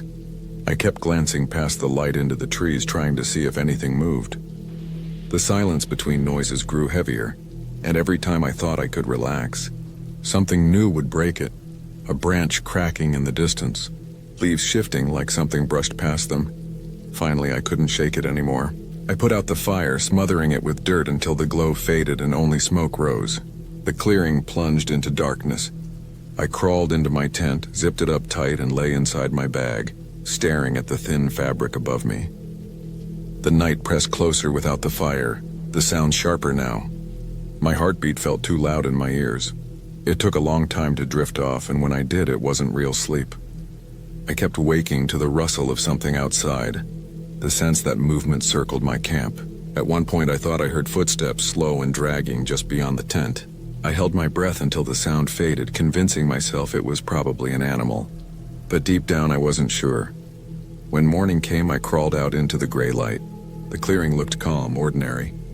Dew clung to the grass and the air was cool. Nothing seemed disturbed. I forced myself to eat breakfast, though my stomach felt tight. I told myself I had imagined the footsteps. My mind had played tricks on me in the dark. Still, as I packed some food for a day hike, I noticed something in the dirt near the edge of the clearing. A mark, shallow but clear. Not an animal print. It was the outline of a shoe. I crouched, staring at it. The tread wasn't fresh, but it wasn't old either. Maybe a day or two at most. It pointed toward my camp, not away. My skin prickled as I stood, scanning the trees. I didn't see anyone, but the weight of being watched pressed on me again. I tried to shake it off. I told myself someone had just passed through before me. Still, I couldn't ignore it, so I decided not to hike far. I stayed within a mile of my tent, circling back often to check on it. Each time I returned, everything was untouched. By afternoon, I almost convinced myself I had overreacted. That night, I built another fire, though smaller. I couldn't stand the darkness pressing against me like the night before. I sat close to the flames, staring into them until my eyes burned. The forest was quieter than before, as if it held its breath. Hours slipped by. The fire burned down to glowing coals and the night grew colder. That's when I heard it again. Not the scattered steps of an animal, but the steady crack of someone moving on 2 feet. It came from the trees beyond the firelight, slow, deliberate. My chest tightened and I froze. The steps stopped when I looked up, but I knew something was out there. I sat still for minutes that felt endless, then reached for the small hatchet I kept by my pack. My hand shook as I gripped it, holding it tight in my lap. The forest stayed silent. Then, after what felt like an hour, I heard the faint crunch again, circling the clearing. My stomach knotted. Whoever it was, they weren't trying to make themselves known. They were testing me, watching. I couldn't take it. I smothered the fire again and crawled into my tent, clutching the hatchet. I lay in the dark, straining to hear. The footsteps came closer this time, right up to the edge of the clearing. I felt the ground faintly vibrate as someone moved. Then nothing, just silence. I didn't sleep at all. I stayed awake, every nerve tight, until gray light bled through the tent fabric. When I finally stepped outside, the first thing I saw was a fresh footprint in the dirt, right by the edge of the clearing. It faced my tent, that was enough. My chest felt hollow as I packed my gear as fast as I could. I stuffed everything into my pack, ripped the tent down, and didn't even bother folding it neatly. I just shoved it in and threw the pack on my back. My only thought was to get out. The trail seemed longer on the way back, the trees thicker, the shadows darker. I kept glancing behind me, half expecting to see someone following. More than once I thought I heard branches shift behind me, but when I turned, the path was empty. My breath came sharp and fast, and my pack felt heavier with every step. When I finally reached the road, I nearly ran to my car. The sight of it felt unreal, like it had been waiting forever. I yanked the door open, threw the pack inside, and slid behind the wheel. My hand shook as I turned the key, and the engine roared louder than I remembered. I pulled away fast, dirt spitting from the tires, the trees shrinking in the rearview mirror. Even as the road opened ahead of me, I couldn't shake the thought that someone had been out there, circling me, waiting for me to fall asleep. Whoever they were, they hadn't spoken, hadn't shown themselves, but they had let me know in their quiet way that I wasn't alone. And the worst part was knowing I would never see them, never know their face, never know what they wanted. All I knew was that the woods hadn't been empty, and I had been watched every second I was there. I haven't camped alone since.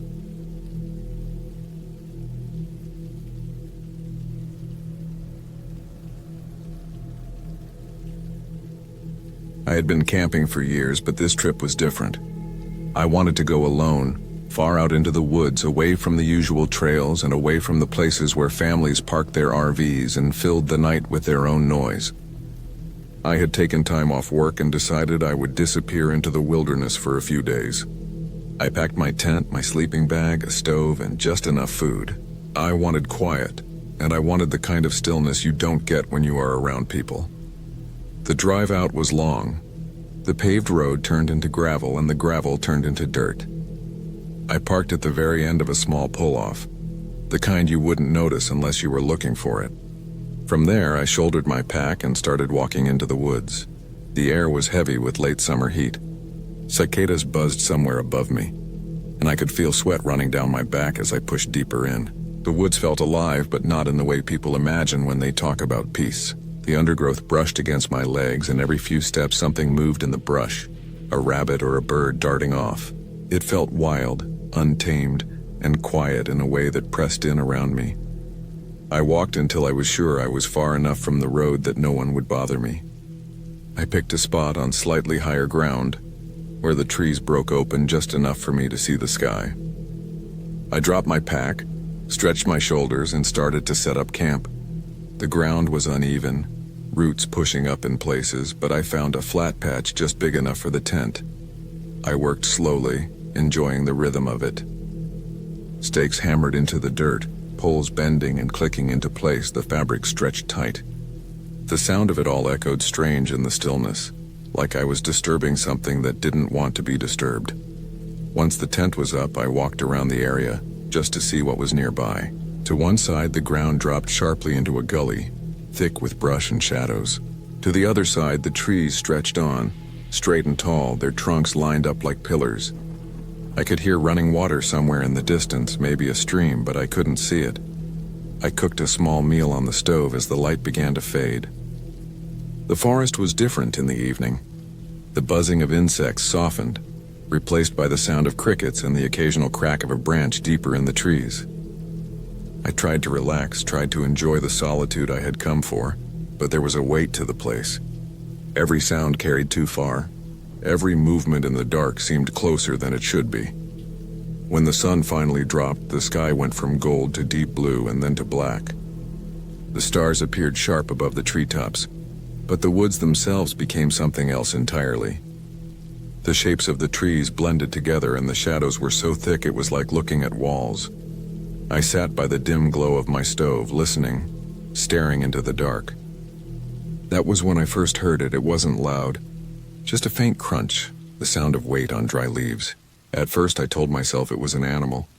There were plenty of deer out here, maybe even a bear, but it didn't sound like the careful steps of an animal. It sounded deliberate. One step, then silence. Another step, then silence again. I held my breath and waited. The sound stopped, leaving only the ringing in my ears. After a long while, I crawled into my tent and zipped it shut. I lay in my sleeping bag, the nylon crackling every time I moved, listening to the night. My body was tired, but my mind refused to settle. Every little sound outside, the wind, the bugs, the shifting branches, felt sharp. At some point, I drifted into a thin sleep, The kind where you never stop being aware of the dark pressing in. Sometime in the night, I woke up. The air inside the tent was stale and hot, but that wasn't what woke me. I opened my eyes and listened. There it was again. That same sound. Leaves under weight. Slow, careful steps moving closer. I stayed still, my heart pounding so loud I swore it would give me away. The steps circled, stopping, starting again. They weren't rushed, weren't careless. Whoever, or whatever, it was moved like it was trying not to be noticed. I wanted to tell myself it was just an animal, but no animal moved like that. No animal paused between steps the way a person would. Minutes dragged on, each one longer than the last. Then silence. I lay there, wide awake, waiting for it to start again, but nothing came. Eventually, exhaustion pulled me under, and when I opened my eyes again, pale light was creeping into the tent. The morning looked normal, but the unease clung to me. I unzipped the tent and stepped outside. The ground was damp with dew, and the woods were filled with bird calls. For a moment, it almost felt like the night had been nothing but a bad dream. Then I saw the footprints. They weren't clear, just faint impressions in the soft earth near the tent. Too large to be mine, too narrow to be from a boot, bare feet. Whoever had been walking around my camp last night had been barefoot. I froze, staring at them, feeling the bottom drop out of my stomach. The prints trailed off into the trees, disappearing in the undergrowth. I wanted to pack up and leave right then, but part of me resisted. Maybe it was pride. Maybe it was stubbornness. I told myself it was nothing. Some drifter passing through, a hunter maybe, though that didn't explain the bare feet. I told myself it was fine, but the thought of those steps, slow and circling, stayed with me. I forced myself through the day. I walked down to the stream I'd heard, filled my bottle and washed my face. I cooked again, read a little, even tried to write in a notebook I had brought with me. But the woods felt different now. Every time I looked up, I expected to see someone standing between the trees, watching. As the sun went down again, the dread grew heavier. By the time the sky was dark, I couldn't sit still. I kept walking small circles around the camp, checking the edges, shining my light into the trees. Nothing. When I finally got back in the tent, I didn't even bother getting into the bag. I just lay there, fully dressed, flashlight in my hand, listening. The night stretched long, quiet, until sometime past midnight. Then it began again. The steps were closer this time, slow, careful, circling. I gripped the flashlight so hard my knuckles hurt, waiting. The steps stopped just feet from the tent. I could hear breathing now, slow, steady, human. I snapped the light on and shone it against the thin fabric of the tent. A shadow moved, tall, shifting just out of the beam. My chest tightened. Whoever it was didn't move away. They just stood there breathing, waiting. Then, after what felt like forever, the steps retreated. I stayed awake the rest of the night, the light clutched in my hand, every nerve on fire. By morning, I knew I had to leave. I stuffed everything into my pack, not caring about order, just wanting to move. I doused the stove, pulled down the tent, and started back toward the car. But the woods felt wrong. The trail I had followed in looked disturbed. Branches broken, dirt scuffed with prints. My pace quickened. Halfway back, I noticed it again. Another set of prints in the dirt. Bare feet, heading the same way I was going. Whoever had been around my camp had been ahead of me, walking back toward where I had come from. I kept moving, sweat pouring down my face, every sound behind me making me turn. The woods pressed in close, darker now even though it was morning. When I finally broke out of the trees and saw my car, relief hit me so hard I almost collapsed. I dropped the pack into the back seat, climbed in, and locked the doors. My hands shook as I started the engine, but as I pulled out I noticed something that made my stomach turn. In the soft dirt of the pull-off, just yards from where I had parked, there were more footprints. Bare feet circling the car. That was when I knew it hadn't been random. Whoever it was had been watching me from the very start. And I drove away with the sick understanding that if I had stayed just one more night, I might not have made it out at all.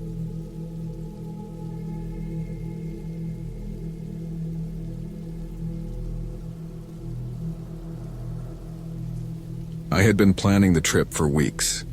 The idea was simple. Head out to a quiet stretch of forest land away from the noise of town, away from everything that felt heavy on my mind. I packed light. Tent, sleeping bag, lantern, matches, a small camping stove, some cans of food, a knife, a map, and a water filter. I wanted to keep it stripped down, raw. Something that felt like stepping back into the basics. The location I had in mind was not an official campsite, not a place with marked trails and wooden signs hammered into trees. It was a patch of land I had read about on an old forum, the kind of place hunters and loners sometimes used. I didn't tell anyone exactly where I was going, which, even as I was packing, gave me a strange feeling that I brushed aside. I kept telling myself it was about freedom, about being unreachable. I started driving early that morning, the kind of morning where the air feels sharper than normal, and the sun takes its time breaking the horizon. The paved road narrowed into gravel, then gravel into dirt. I stopped where the path finally ended, where the trees grew so thick it was almost like a wall. I loaded my backpack and tightened the straps across my chest. The silence of the woods was heavy, like a blanket pulled tight over everything. There were no voices, no cars, no distant barking dogs, just the small clicks of insects, the occasional shuffle of something moving through the undergrowth, and the sound of my own boots pressing into the damp ground. The walk-in took me about 2 hours. The land sloped slightly downhill, the ground soft in some places, rocky in others. A stream cut through the trees, narrow and fast. I decided to camp near it, not right against the bank, but close enough that I could hear the water moving. I pitched the tent on a flat patch of ground, cleared away a few stones, and gathered wood for a small fire ring. It all felt methodical, calming, almost satisfying. By late afternoon, I was sitting on a log near the stream, eating from a can, watching the water flash between rocks. It should have been peaceful, and in many ways it was, but there was a constant tightness in my chest I couldn't shake. I told myself it was just the adjustment of being away from the usual hum of the world. It was only when the light began to fade that the edges of unease sharpened. The forest grew darker faster than I expected. The thick branches blocked the last orange lines of sun, and soon the shadows spread until they were everywhere. I lit my lantern and got the fire going, the smoke curling upward and vanishing between the trees. I had planned to sit up for a while, maybe write a few notes, listen to the sounds of the forest. Instead, I found myself staring at the line of trees around me. No matter where I looked, the feeling was the same, like the forest wasn't just still but watchful. That night, lying in my sleeping bag, I kept the lantern close. The tent walls shifted lightly with the breeze. I could hear the water from the stream, a steady rush. But beneath it, every so often, I thought I caught something else. A snapping branch. A shuffle of steps. I froze each time, ears straining, breath held. Then silence would return, as if the forest itself was holding its breath along with me. Hours passed this way until finally exhaustion pulled me under. The next morning was clear, the air damp and cold. I cooked a quick breakfast and decided to hike further into the trees before midday. I didn't carry all my gear, only a small pack with water, knife, and snacks. I marked the way back with bits of cloth tied to branches, though part of me felt silly doing it.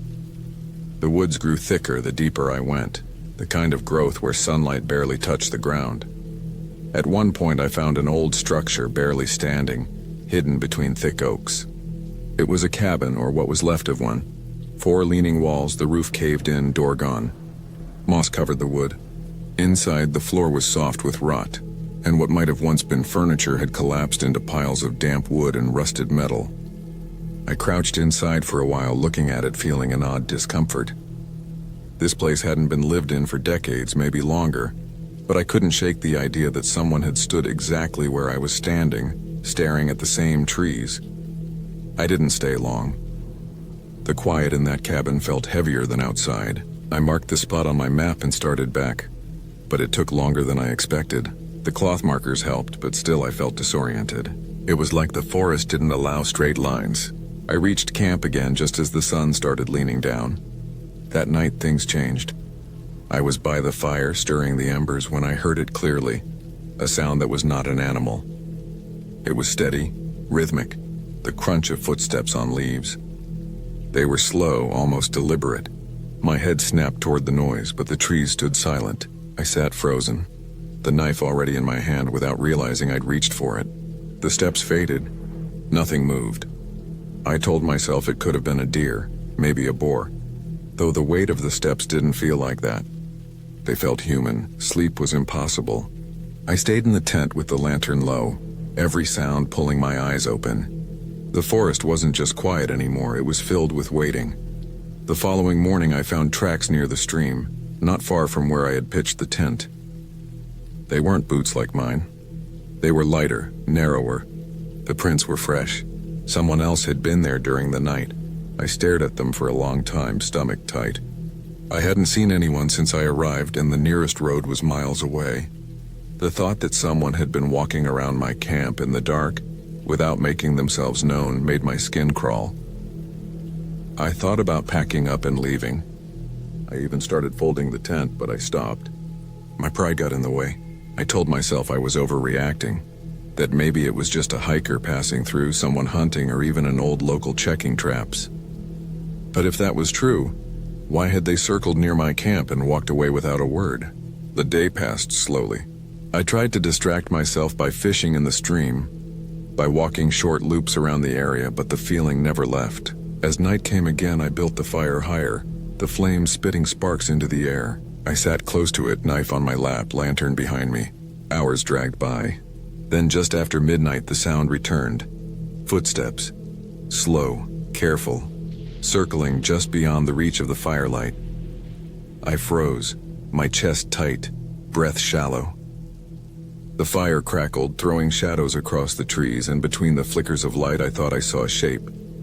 Not clear, not certain, but enough to make me grip the knife tighter. The steps moved, pausing, starting again. It felt like whoever it was testing me, waiting to see what I would do. I stayed seated, every muscle stiff, staring into the black between the trees. The footsteps stopped after a while, but I didn't relax. I didn't sleep. I sat by the fire until the sky turned gray, and when the sun finally came up, I felt drained, my eyes heavy, body aching.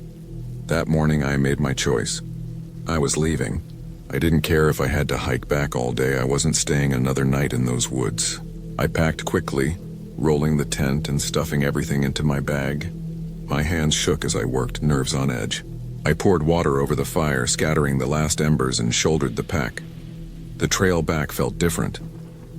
The forest seemed darker even though the sun was high. Every sound behind me made me turn, convinced someone was following. Several times I thought I saw movement between the trees, but each time it was gone when I looked harder. My pace quickened. Hours passed. The path should have taken me back to the car, but I wasn't finding the markers I had left. The cloth strips were missing. Every single one. I stopped in my tracks, chest pounding. Someone had taken them down. I spun in a slow circle, trying to calm myself, trying to orient with the map, but nothing looked familiar. It was as if the forest had shifted around me. The realization hit me hard. I was lost and someone had made sure of it. I pushed forward anyway, moving fast, refusing to stop. The pack felt heavier with every step. My legs ached, my mouth dry, but I didn't slow down. I knew stopping meant giving whoever was out there more time to close in. By late afternoon, I stumbled into a clearing I didn't recognize. At first I thought it was luck, but then I saw it. Another structure, smaller than the cabin, more like a shed. It was half collapsed, covered in vines. Something about it made my skin crawl. I didn't go closer. I backed away, forcing myself into the trees again, moving faster, almost running. The sun dipped low. The forest darkened. Panic clawed at me. I couldn't find the road. I couldn't even find the stream anymore. Every direction looked the same. That night I didn't set up camp. I couldn't risk the fire. I crouched low in a thick cluster of bushes, trying to stay hidden. The ground was damp beneath me, my clothes cold against my skin. I stayed awake, every nerve screaming. At some point the sound came again, those footsteps moving slowly, searching. I didn't breathe. I didn't move. I listened as they passed within feet of where I was hidden. The crunch of leaves, deliberate, slow, cruel. I could feel my heartbeat pounding in my throat. The steps circled, then faded, but I knew they weren't gone. They were waiting just beyond where I could see. The hours stretched, the night endless. When dawn came, I pushed myself back onto my feet and stumbled forward, exhausted, filthy, shaking. I didn't care about direction anymore. I just wanted out. It was near midday when I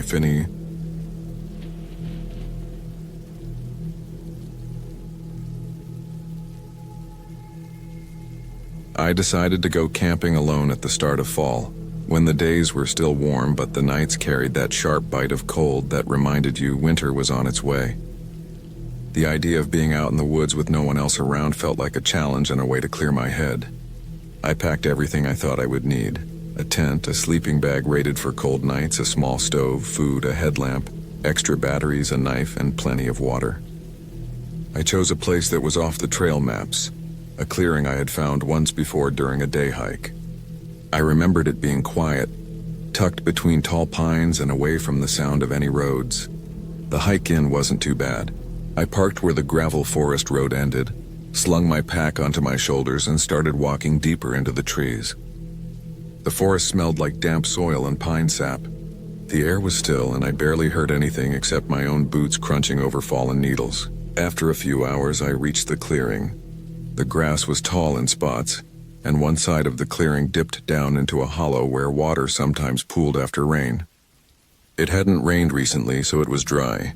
I set up camp near the tree line where the ground was flatter and shaded. By the time I had my tent staked down and my pack leaning against a log, the light had already begun to change. The sky was turning that deep orange color, shadows growing longer, and the forest looked darker than it should for the hour. I lit my small stove and heated a can of soup. Sitting there with my back against the log, I felt calm. This was why I came out here, to sit in silence and not hear the buzzing of cars or people. I only heard the small click of the stove and the far-off sound of a woodpecker. When the sun went down, the cold came fast.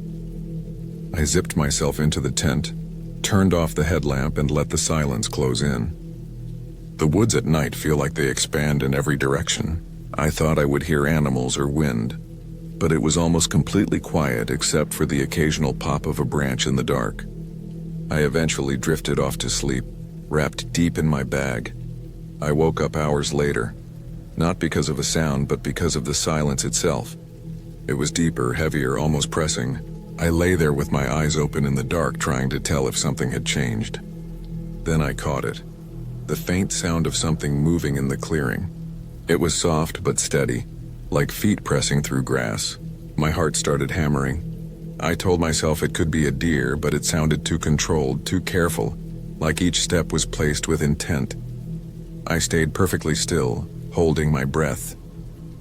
The sound came closer and then stopped just outside the thin fabric of my tent. I could hear the grass swishing, then nothing. I wanted to grab the knife I kept beside me, but I was afraid any movement would give me away. I waited, not breathing, straining my ears. After what felt like forever, I heard the steps again, moving slowly past the tent, then fading toward the trees. I lay there frozen until the sounds completely stopped. I didn't sleep again that night. Every time I closed my eyes, I imagined the sound of breathing just outside the thin wall of nylon. When the sky finally started to pale, I crawled out of the tent. The clearing looked normal still, except for one detail. In the grass near the tent, there was a clear trail where something had walked. The blades were bent down in a path that curved around the tent and toward the trees. I packed quickly, shoving gear into my bag without bothering to fold it neatly. I thought about leaving right away, but then reason told me maybe it was an animal. I tried to convince myself I was being paranoid.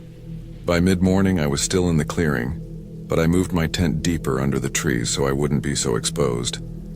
That day dragged on slow. I cooked oatmeal, tried to read, and forced myself to act normal. But I kept looking at the tree line. Every sound made me twitch. A squirrel darting through leaves sounded like footsteps. A branch falling made my chest seize. The sun felt like it was racing down to the horizon, and I dreaded the night before it even began. When darkness finally swallowed the clearing again, I sat inside the tent with my knife in my lap, the headlamp turned off. I figured if anything was watching, they wouldn't see the glow.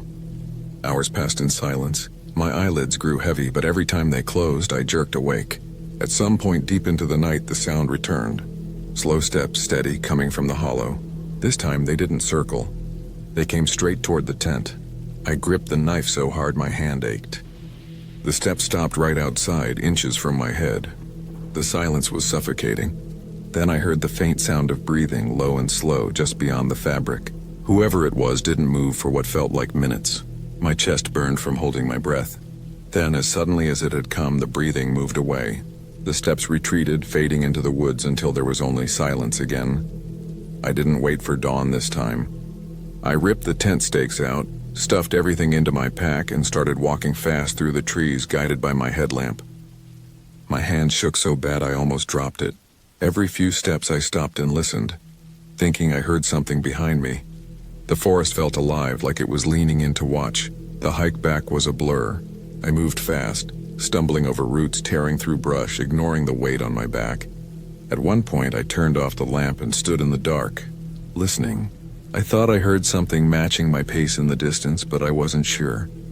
I forced myself to keep moving, the beam of light bouncing over trunks and branches. When I finally reached the gravel road, relief hit me so hard I almost fell. I half ran the last stretch to my car, yanked the door open, and threw my pack inside.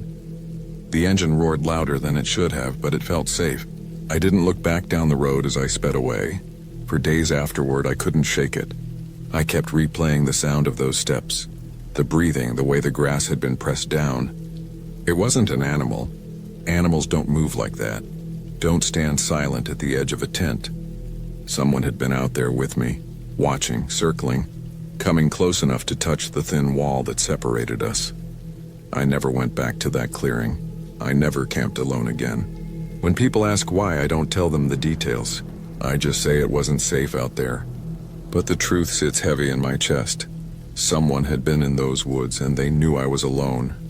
They had walked right up to me in the dark, and for 2 nights in a row they chose not to act, but they could have. That thought stays with me, sharper than any nightmare, more real than anything else.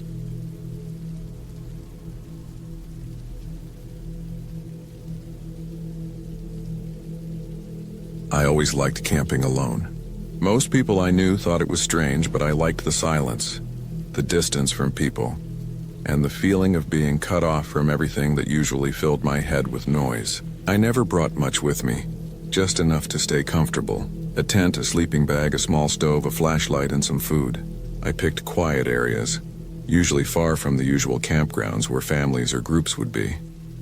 I liked the parts of the woods where no one else bothered to go. That was how I ended up in the place I'm about to talk about. It started with a map I had seen online that showed a lake hidden in the woods, not marked with any campsites. It looked like a perfect spot, remote, with nothing around for miles. There was a trail that ran nearby, but the lake itself wasn't marked as any kind of destination. I figured not many people knew about it, and that made it even better.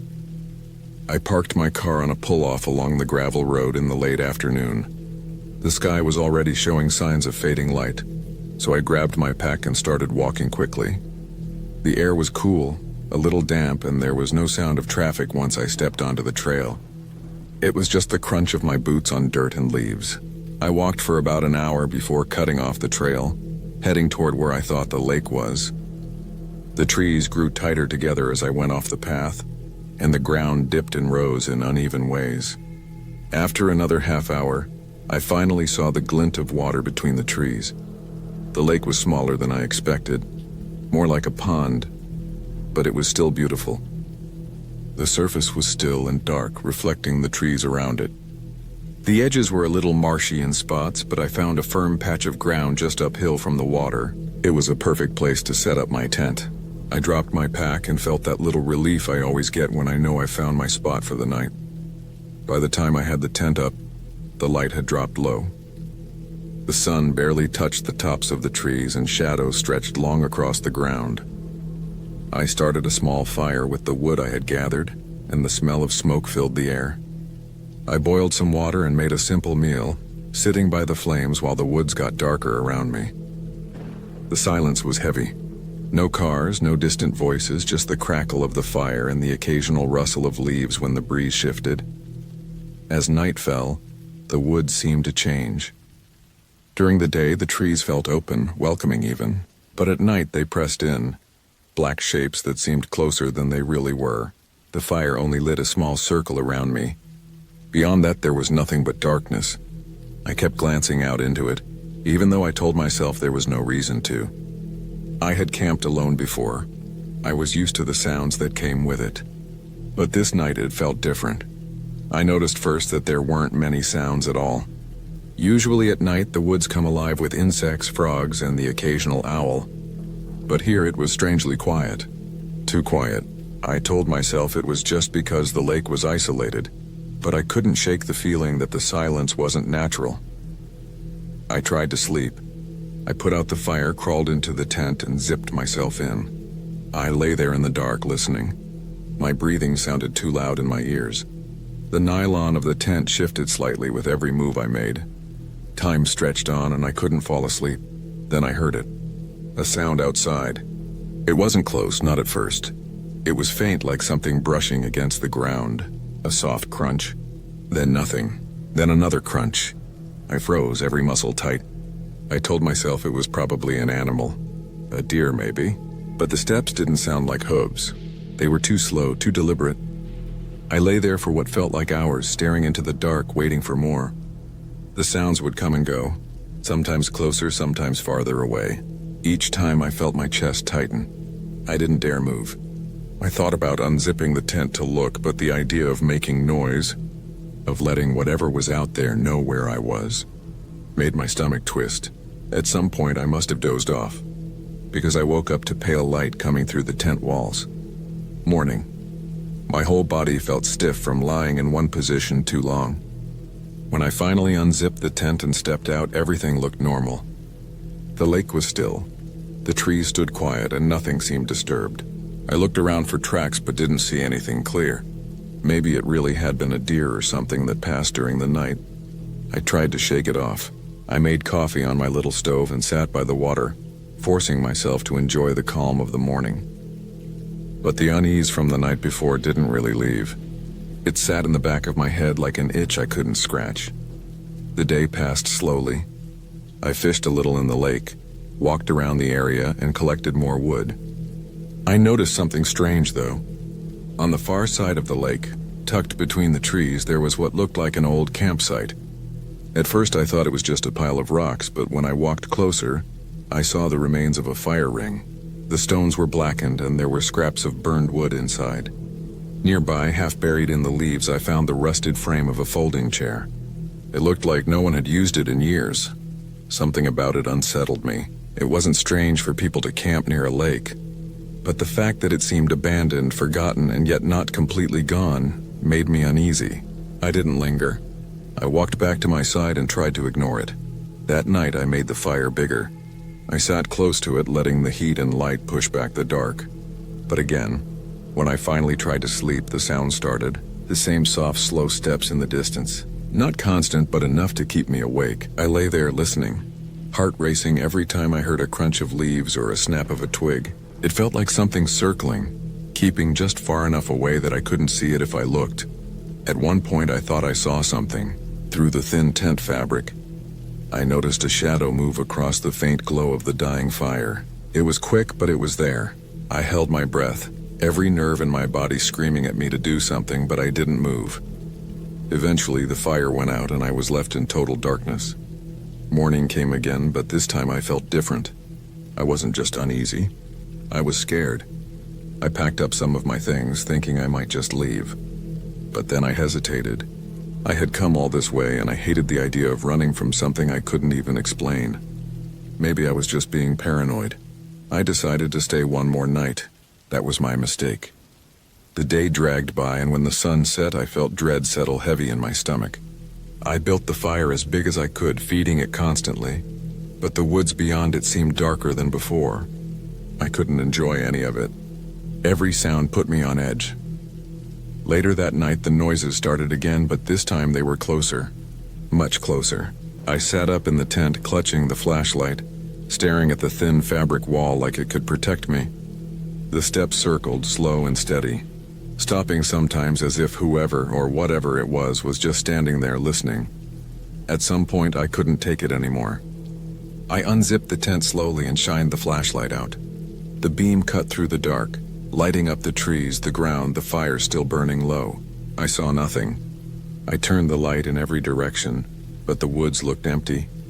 My hands were shaking as I zipped the tent shut again. I didn't sleep at all. I sat there, flashlight in hand, waiting for morning. The sounds never stopped. Sometimes faint, sometimes just outside. Every hair on my body stood on end. When dawn finally came, I didn't waste time. I threw everything into my pack as fast as I could. I didn't care if I packed it right. I just wanted to leave. The trail back felt longer than it had coming in. I kept glancing behind me, convinced I would see someone following, but the path stayed empty. When I reached my car, I tossed the pack in and got behind the wheel. My hands gripped the steering wheel so hard they hurt. I didn't breathe easy until I was miles down the road, the woods shrinking in my rearview mirror. I never told anyone about it. I don't even know what to say it was. Maybe someone living out there. Maybe someone watching for reasons I don't want to imagine. All I know is that I was never really alone by that lake, no matter how quiet it seemed, and I'll never camp that deep in the woods again.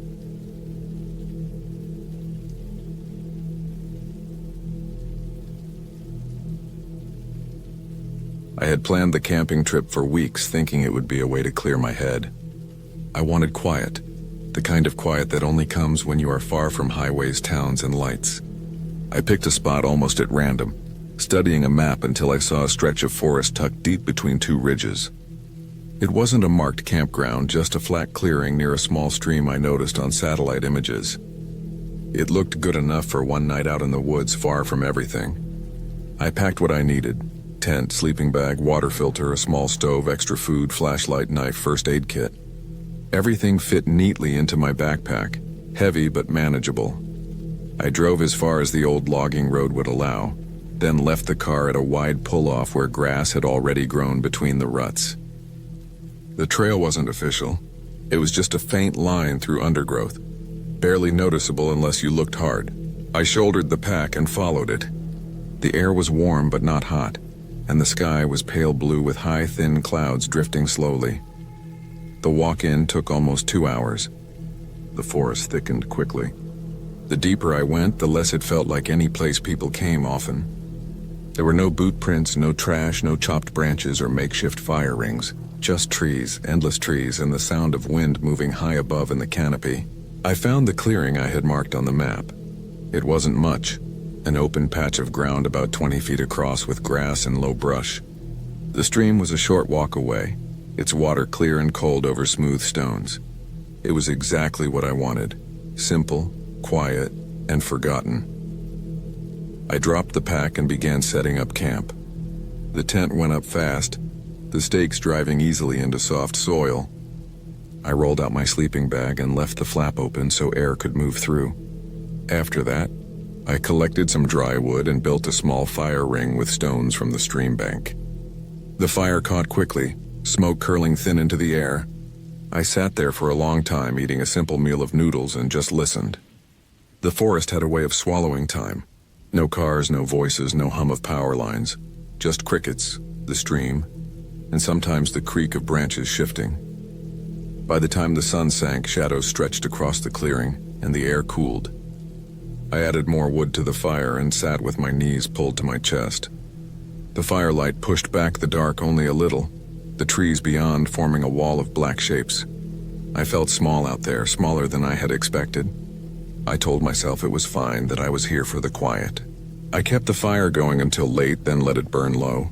The night pressed in. I lay in the tent with my headlamp turned off, staring up at the thin fabric roof.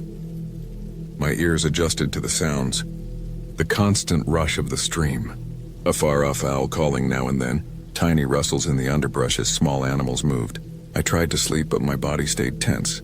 Every time I closed my eyes, another sound pulled me back. Something heavier than a squirrel cracking a branch. The crunch of leaves that stopped as soon as I noticed. It was normal, I reminded myself. Deer moved through forest all the time. Raccoons wandered near campsites. But the silence that followed always seemed longer than it should have been, like the woods were holding their breath. At some point, I did sleep. When I woke again, the fire was nothing but faint red coals outside. The air had turned colder and the clearing was pitch black. I checked my watch, 2:14 in the morning. The stream still whispered steady and soft. Then I noticed something else, silence deeper than before. The crickets had stopped. No night insects, no owl, no rustles. Just the water. I lay there, every nerve awake. I didn't move, didn't even breathe loud. It started as a faint thud far off, like something heavy striking the ground. Then another. And another. Slow, spaced apart. Each one distinct. It was coming from the woods beyond the clearing. Not close, but not far either. The kind of sound that made your body know before your mind did that it wasn't a branch falling or a rock sliding. It was footsteps. Heavy ones. I told myself it had to be an animal. Maybe a moose, maybe a bear. They made noise. But the pattern was too even. Step, pause, step, pause. The kind of rhythm that came only from something moving on two legs. I stayed still inside the tent, hoping it would pass. The sound grew faint, then disappeared. I waited a long time. My muscles ached from not moving. Eventually, I convinced myself it was nothing. Maybe even my mind making shapes out of random noise. I shut my eyes again. I didn't know how much time passed before I woke again, but this time it was to the sound of water splashing. Not downstream, not far off, the stream right by my camp. Something was in it, moving slowly, not rushing like an animal darting in. It was careful. Step, splash, step, splash. I sat up, heart pounding, my mouth dry. Through the tent fabric, I couldn't see anything, just blackness. I thought about turning on my headlamp, but the idea of light suddenly made me feel exposed, like whatever was out there would see me too easily. So I stayed in the dark, straining my ears. The splashing stopped. Silence again. Then, faintly, the crunch of footsteps on wet soil. They were moving toward the clearing. I gripped the knife I kept by my sleeping bag. My breaths were shallow, slow, trying not to make a sound. The footsteps reached the edge of the clearing. I knew because the sound shifted from soft mud to dry leaves and grass. And then they stopped. Nothing, just stillness. I waited. Minutes stretched long. My arm trembled from holding the knife so tight. Finally, after what felt like forever, there was movement again. The footsteps circled, not close, but around the perimeter of the clearing. Slow, steady. I pictured someone walking the edge, scanning the tent, the fire pit, everything. My skin crawled with the thought. The footsteps stopped again near the stream, then faded into the distance. I didn't move until I heard the forest sounds return.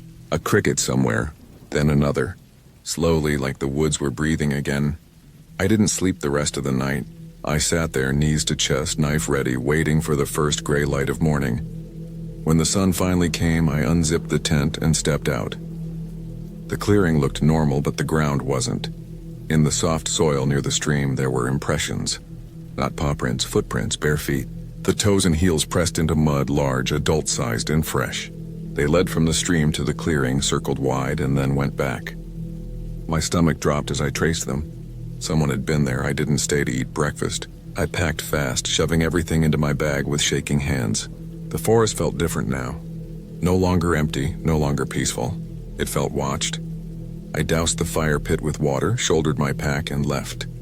Every step I took on the way back, I imagined hearing another behind me. Every time the wind shifted through branches, I froze. I didn't stop until I saw my car through the trees. I threw the pack inside and slammed the door, locking it fast. My hands were still trembling as I started the engine. Gravel crunched under the tires as I sped down the road, not caring about the bumps. Only when I hit the main highway did I breathe deeper, though my chest stayed tight. I don't camp alone anymore. I think about that night more often than I want to. The sound of those steps circling the clearing. The bare footprints in the mud. Someone was out there watching me while I slept, moving slow and careful through the dark. Not an animal, not imagination, a person. And the thing that keeps me awake sometimes isn't that they were there, it's that they left. They could have done anything, and they didn't. They just watched. That silence, that waiting, was worse than if something had happened. Because now I know the woods aren't always empty, and sometimes the most dangerous thing out there isn't the animals or the weather. It's the ones who come in the night and walk barefoot through streams, leaving no trace but prints that the rain will wash away by the next day. And I'll never know why they stopped at my camp, or why they left when they did.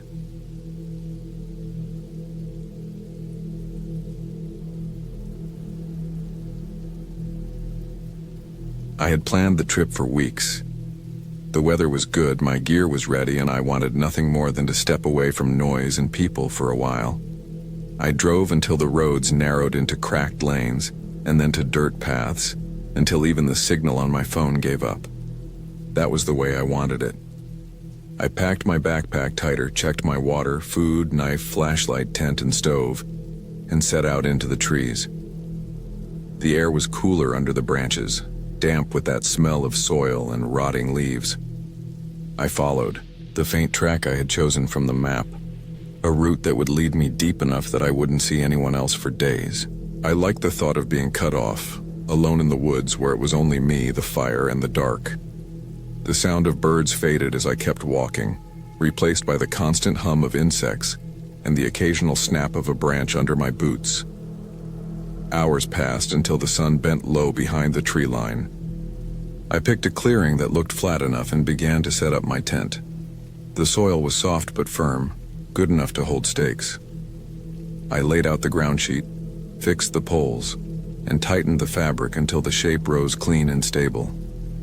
I laid out my sleeping bag inside, placed my pack next to it, and sat down for a while, letting sweat cool on my skin. Cooking was simple. A small pot of rice, a can of beans mixed in, heated until steam curled from the metal. I ate slowly, watching the woods shift into deeper shades of gray. The trees stood like black walls against the last strips of sky. Cool wind moved through, carrying the sharp smell of pine and wet dirt. When night closed in, it came quickly, and with it came a silence that pressed against my ears. The hum of insects died down, birds stopped, and the woods grew still. I lit a small fire, careful not to let it grow beyond a circle of flames. I sat there staring into it, feeding it twigs and branches, listening to the way the crackle echoed too far in the quiet. At first I thought the sound I heard was just branches falling. But then it came again, slower, measured, too steady to be chance. It was the sound of weight on soil, faint but there. I told myself it was a deer, maybe an elk moving through. I had seen tracks earlier. The fire snapped, I shifted, and the sound stopped. I sat still, waiting. Minutes passed with nothing but fire and wind. When I finally crawled into the tent, I kept the flashlight close by, the blade of my knife lying within reach on the ground sheet. Sleep came slow, broken by the rustle of branches. Once or twice I opened my eyes, thinking I heard something move, but the woods outside were black and the tent walls shook faintly with the wind. Morning light pulled me awake. Dew soaked the grass, shining under pale sunlight. I boiled water, drank bitter coffee, and packed my things into the small day pack for a hike.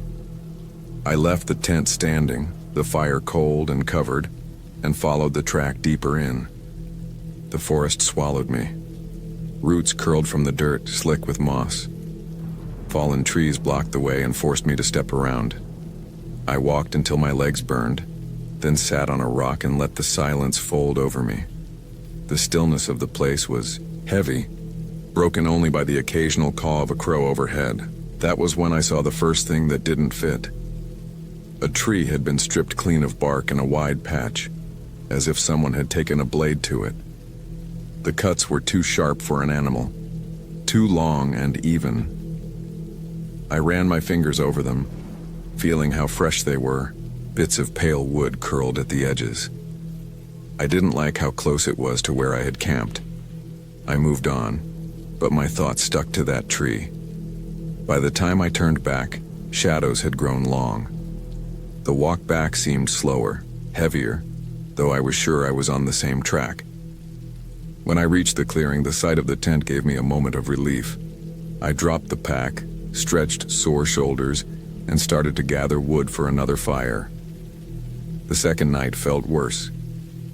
The sounds came earlier, faint cracks in the distance, footsteps that slowed when I stilled. I stared into the dark until my eyes burned, scanning for shapes between the trees. Once I thought I saw something pale, like a face, but it vanished when I blinked. My chest stayed tight until the fire burned down to embers. I didn't sleep well.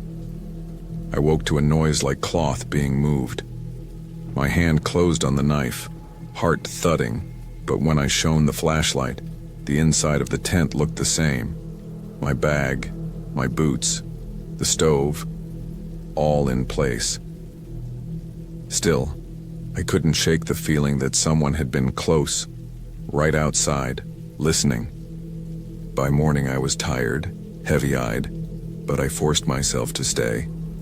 I told myself it was just nerves, nothing more. I hiked again, further this time, until the trees thinned near a ridge. From the top I could see the spread of forest in every direction, endless green waves broken by shadows of valleys. The beauty of it felt sharp, almost cruel, because I couldn't shake the sense of being watched. On the way back, I saw more trees with stripped bark, fresh cuts, deeper, with wood shavings still at the base. My stomach knotted. I crouched, scanning the ground, and there it was. Boot prints.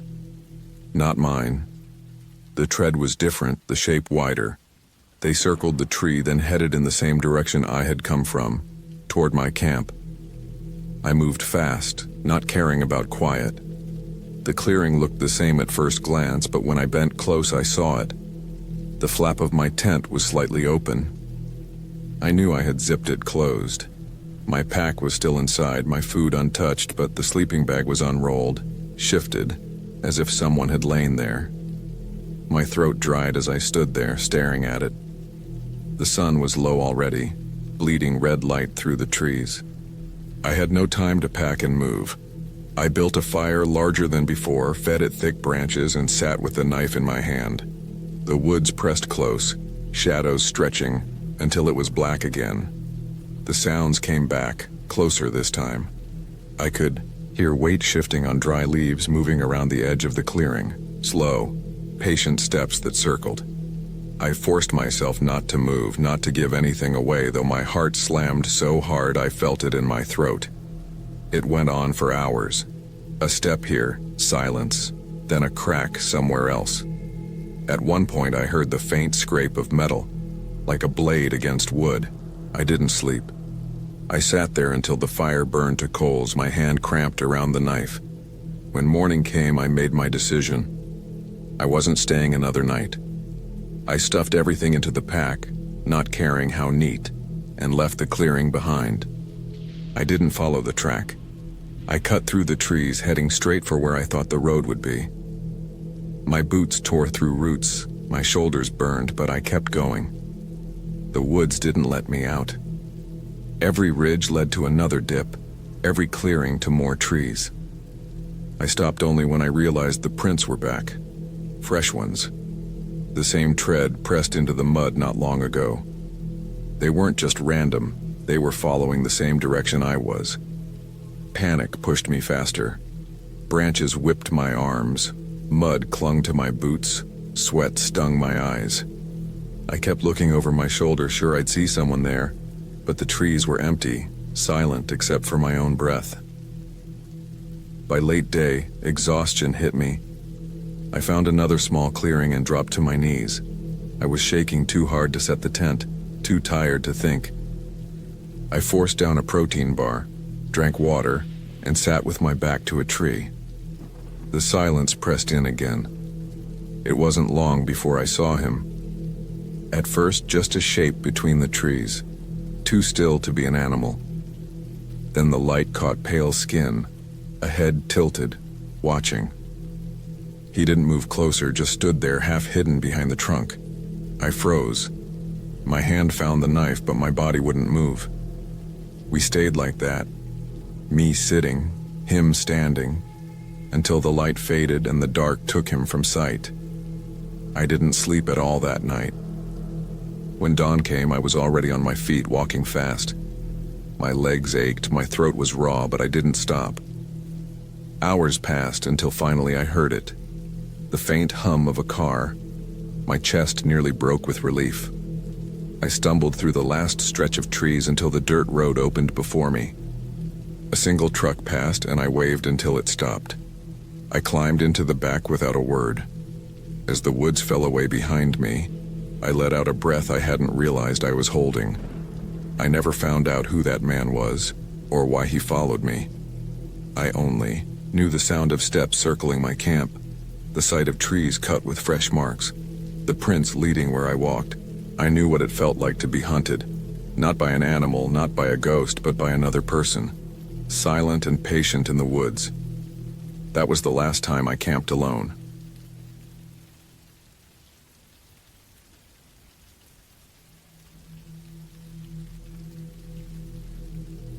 I drove out to the woods late that Friday evening with the back of my car packed full of camping gear. The plan had been in my head for weeks. One night alone, away from the city noise, no phone service, no lights, no people. Just quiet, fresh air, and the sound of the trees moving in the wind. I chose a spot that wasn't too far from the main road, but far enough that nobody would be walking past my camp by accident. The place was marked on an old map I had printed out, a clearing that looked flat enough for a tent. The dirt road to get there was narrow and rough. My headlights caught the shapes of trees pressing in on both sides, and I had to slow down more than once for sharp turns and potholes. By the time I pulled into a small opening and turned off the engine, it was already getting dark. The air outside was cold when I stepped out. I could smell damp soil, pine needles, and that raw, earthy scent that comes only from being deep in the woods. I carried my gear to the middle of the clearing and set up camp. First, I spread the tarp and pitched the tent, hammering the stakes into the ground with a rock I found nearby. Then I unloaded the small cooler, my sleeping bag, and the folding chair. The silence was heavy, broken only by the occasional cry of a bird somewhere far off. Once the tent was ready, I walked around the edges of the clearing to get a sense of the place before it got too dark. There was a thin trail leading into the thicker part of the forest, and another that looked like it curved downhill toward a stream. I decided I would check them out in the morning. Back at camp, I started a small fire with some dry sticks and logs I brought along. The flames grew quickly, crackling loud in the stillness. I sat in my chair, listening to the woods. At first it felt peaceful. I could hear the faint running water of the stream, the creaking of trees, and the rustle of leaves when the wind passed. But as night pushed deeper, the woods began to feel different. The shadows stretched longer, and the silence seemed heavier, broken by sharp noises I couldn't place. A snap of a branch here, a quick rustle there. I told myself it was just animals moving through the undergrowth, but each sound made me glance up and stare into the tree line longer than I wanted. I roasted some food over the fire and ate slowly, letting the warmth from the flames keep me comfortable. My watch showed it was close to midnight when the fire began to shrink. I decided to let it die out. I crawled into my tent, zipped the flap, and slid into the sleeping bag. The ground was firm under me, but I was tired enough not to care. I lay there, listening to the forest. The more I listened, the more I realized how alive it was, even in the dark. For a while, everything was normal. Then I heard something different. A slow, steady crunch of leaves, like footsteps. They were faint, but they came from outside the tent. My body went stiff. I told myself it could be a deer. The sound moved a little closer, then stopped. I waited. My heartbeat was loud in my ears. After a minute, there was nothing. I let out a slow breath and closed my eyes again, but sleep didn't come easy. Sometime later, I woke to the sound of something brushing against the side of the tent. It was soft at first, then firmer, like a hand dragging along the fabric. I froze, staring into the darkness above me. The sound moved from one corner to another, then stopped. I didn't hear footsteps this time, but I knew something had been there. I thought about unzipping the tent and looking out, but the thought of opening it with something standing there on the other side made my skin crawl. I stayed inside, gripping the small camping knife I kept near me. I must have dozed off eventually, because when I opened my eyes again, the faint light of dawn was creeping in through the thin fabric of the tent. My body was stiff from the cold and from lying still for so long. When I stepped outside, the clearing looked calm, almost too calm.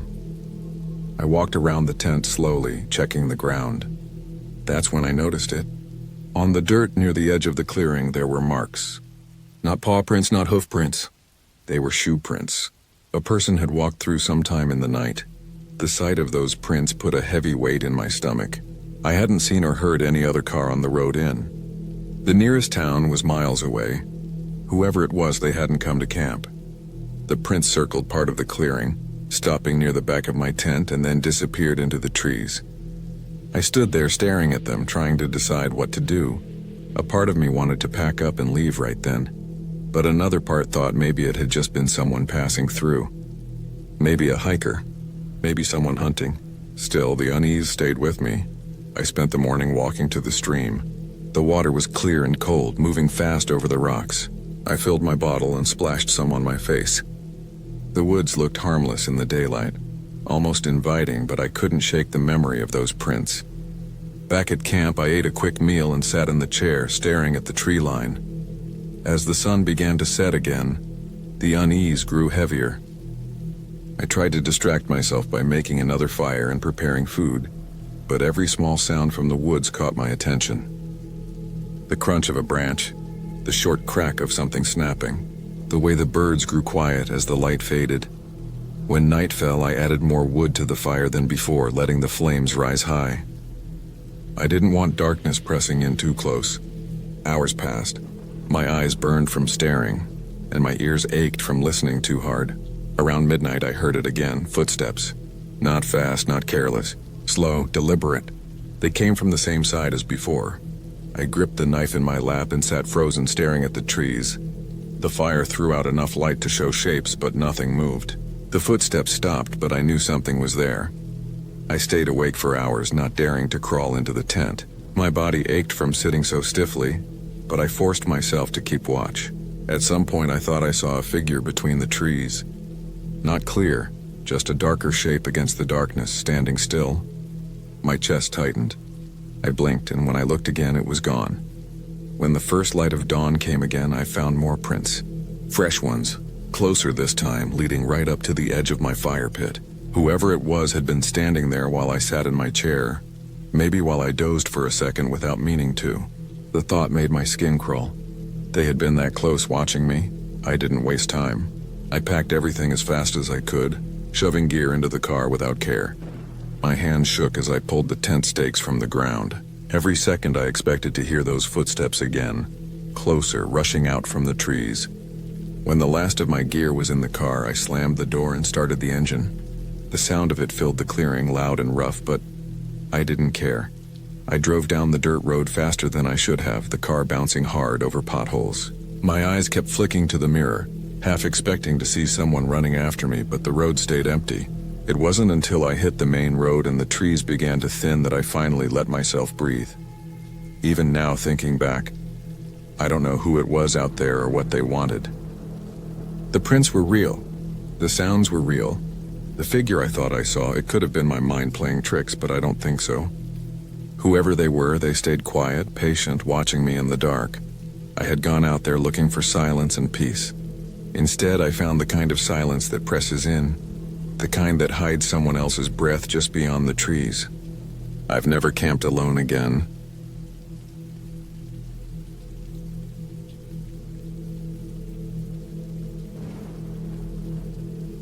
I had been planning the camping trip for weeks. The weather forecast said it would be clear for the weekend, and I wanted some time away from everything. Work had been heavy, life had been loud, and I thought a few days alone in the woods would clear my head. I chose a place not too far from home, but far enough that I wouldn't hear the sound of cars or see lights from houses.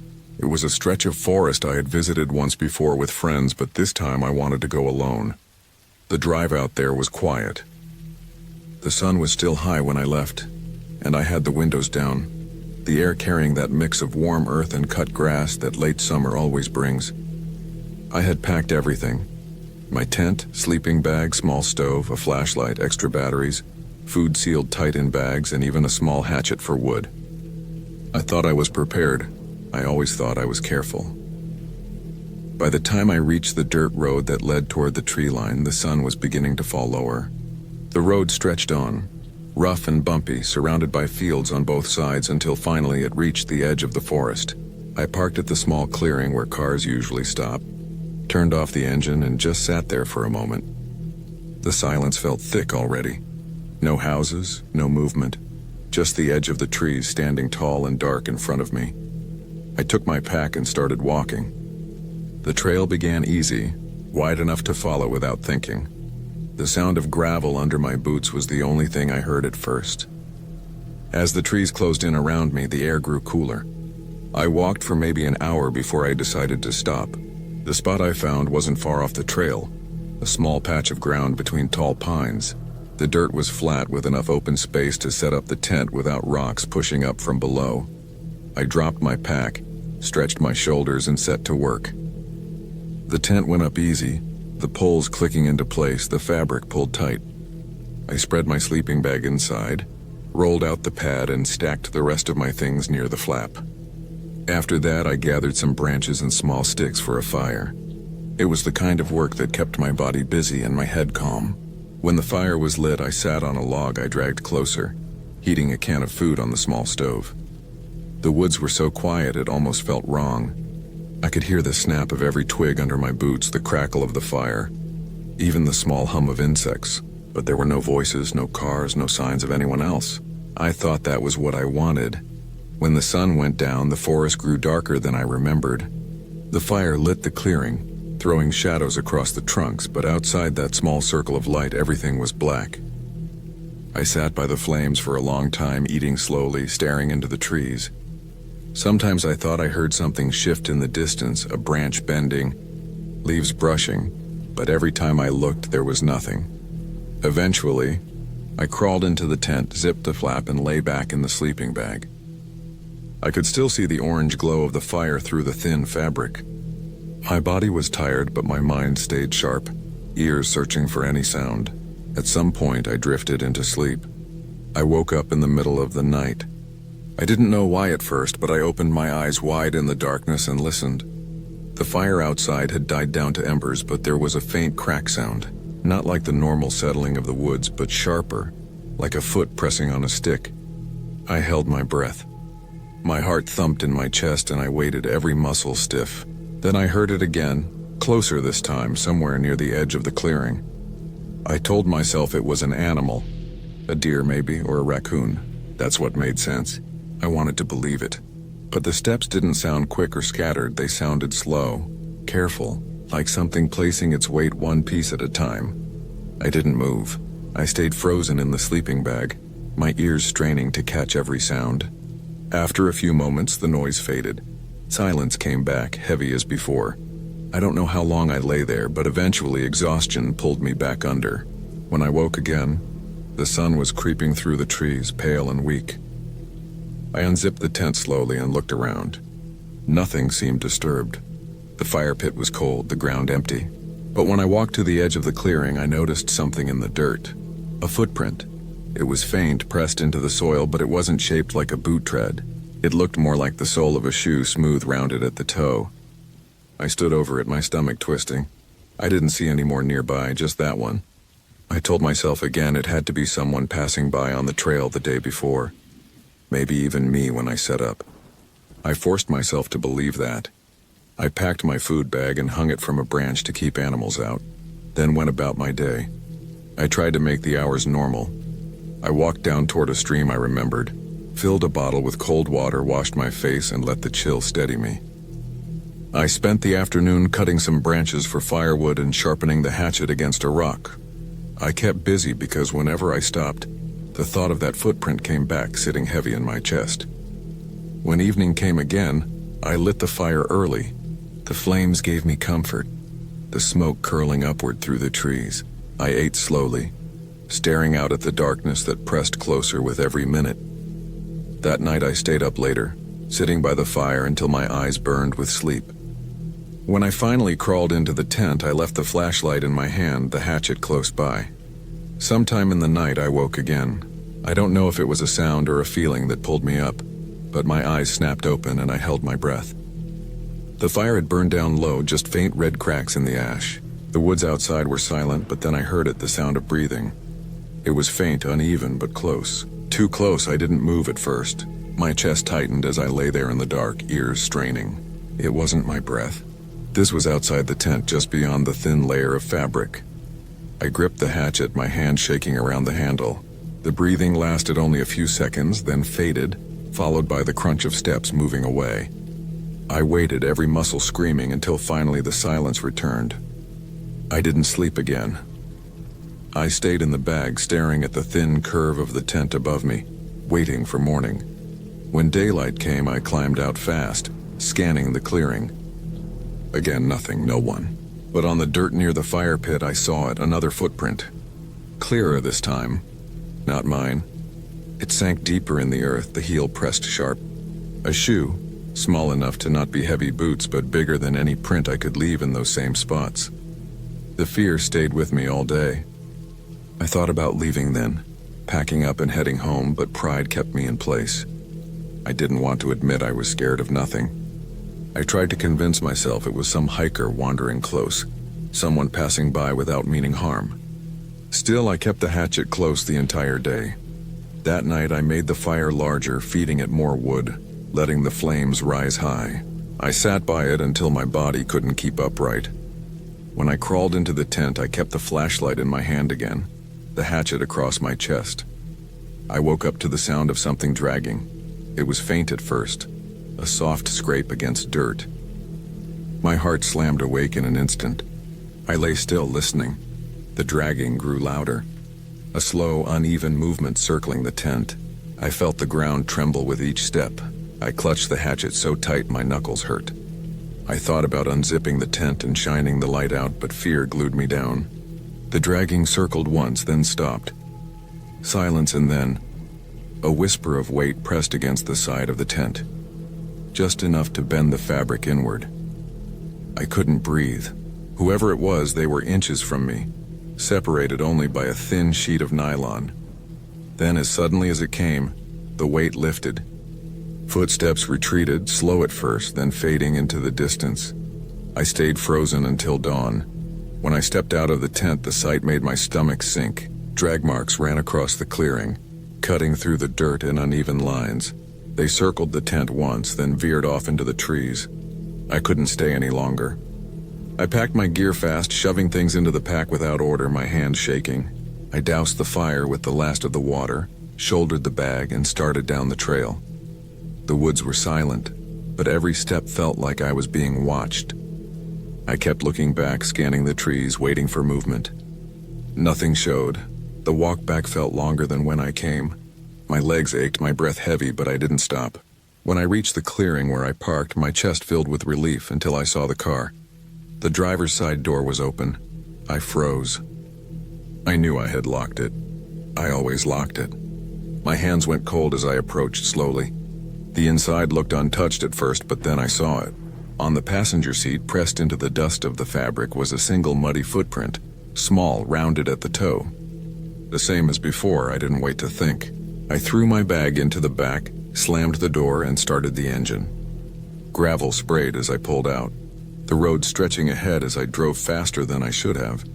Eyes flicking to the mirror again and again. The woods grew smaller in the distance, but the image stayed burned in my mind, the footprints, the breathing, the drag circling the tent, and that last print on the seat beside me. I never went back to that forest, and I never camped alone again.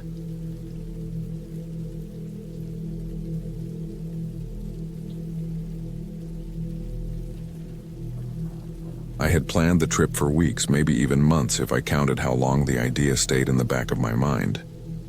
The woods always had a pull on me, not because I liked people or wanted to meet anyone else out there, but because I enjoyed the quiet. Away from the traffic, away from the small noises of daily life, away from the constant hum of everything that never seemed to shut off. Camping alone felt like pressing pause. That was how I saw it. I packed carefully, not rushing.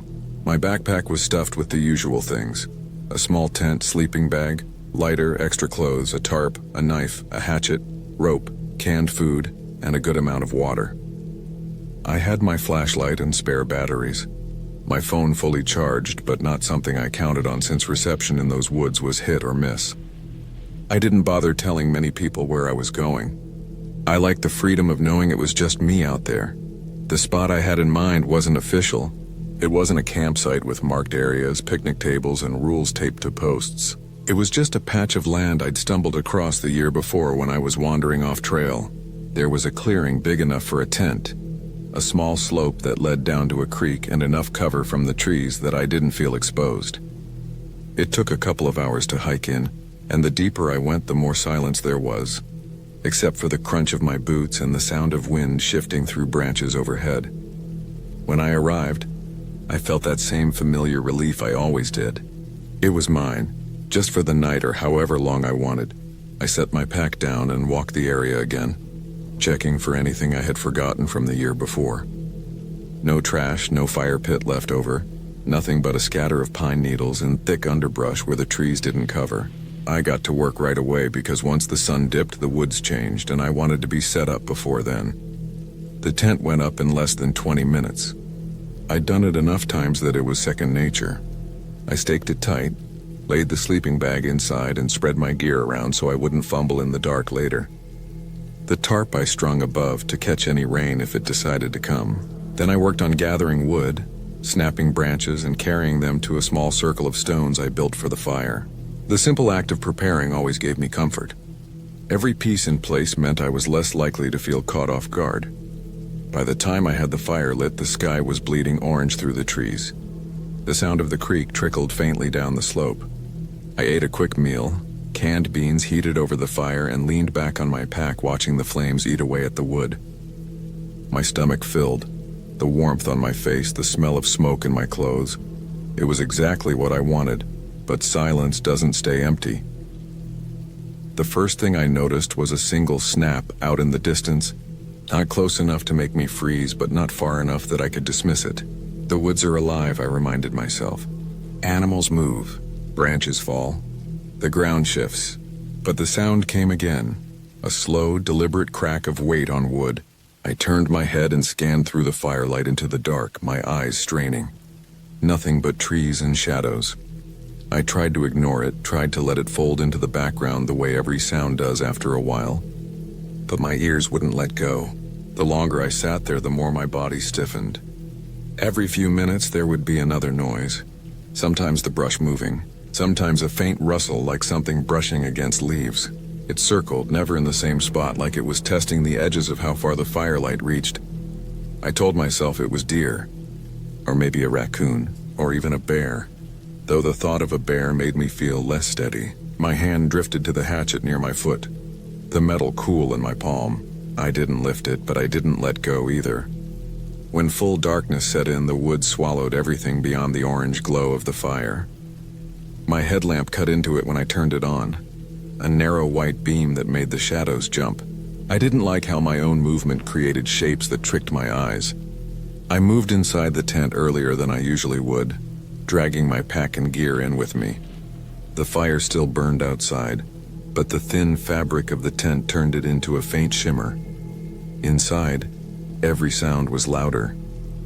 The crunches didn't stop.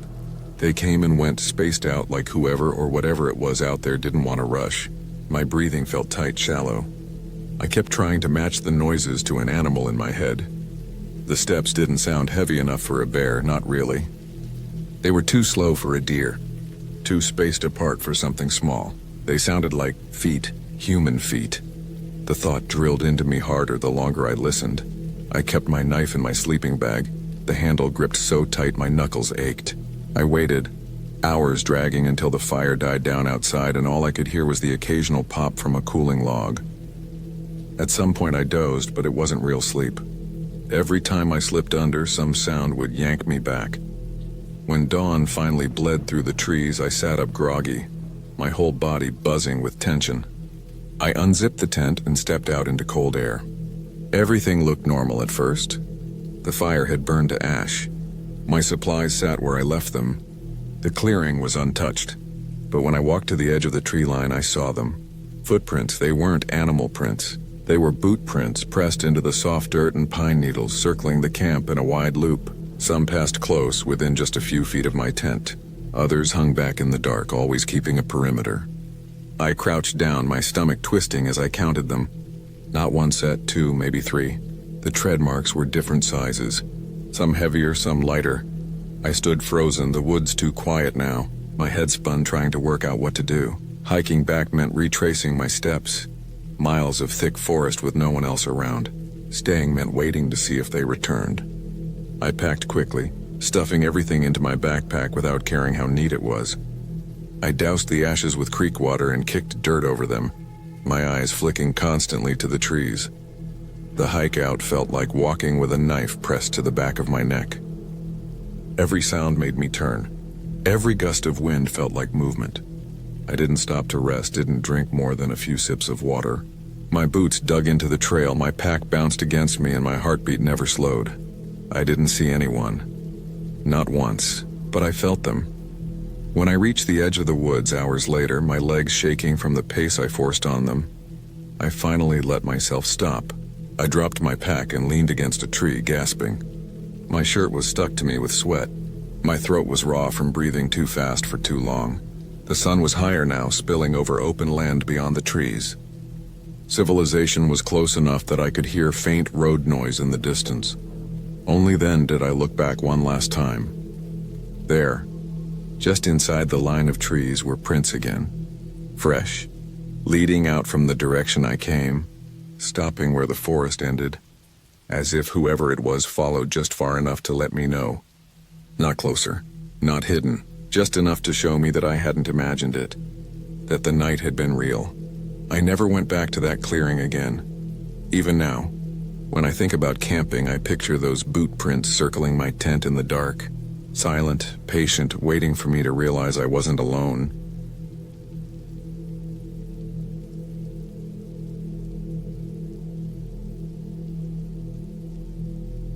I wanted to spend the weekend alone in the woods because I felt suffocated by routine.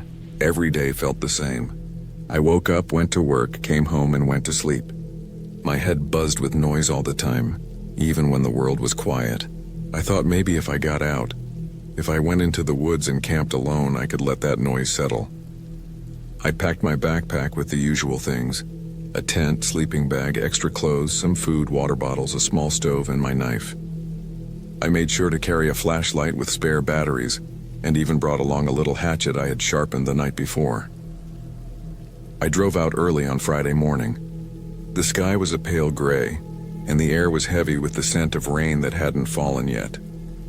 The place I chose was about 3 hours away, an area of forest with trails that weren't marked on tourist maps. I had found it while scrolling through forums online. It was the kind of place people only mentioned in passing, saying how quiet it was, how empty, how perfect if you wanted to avoid crowds. That's exactly what I wanted. By noon, I had parked my car on the side of a dirt road that looked like no one had used it in weeks. Grass grew up through the cracks and branches hung low, brushing against the hood. I slung the backpack over my shoulders and locked the car.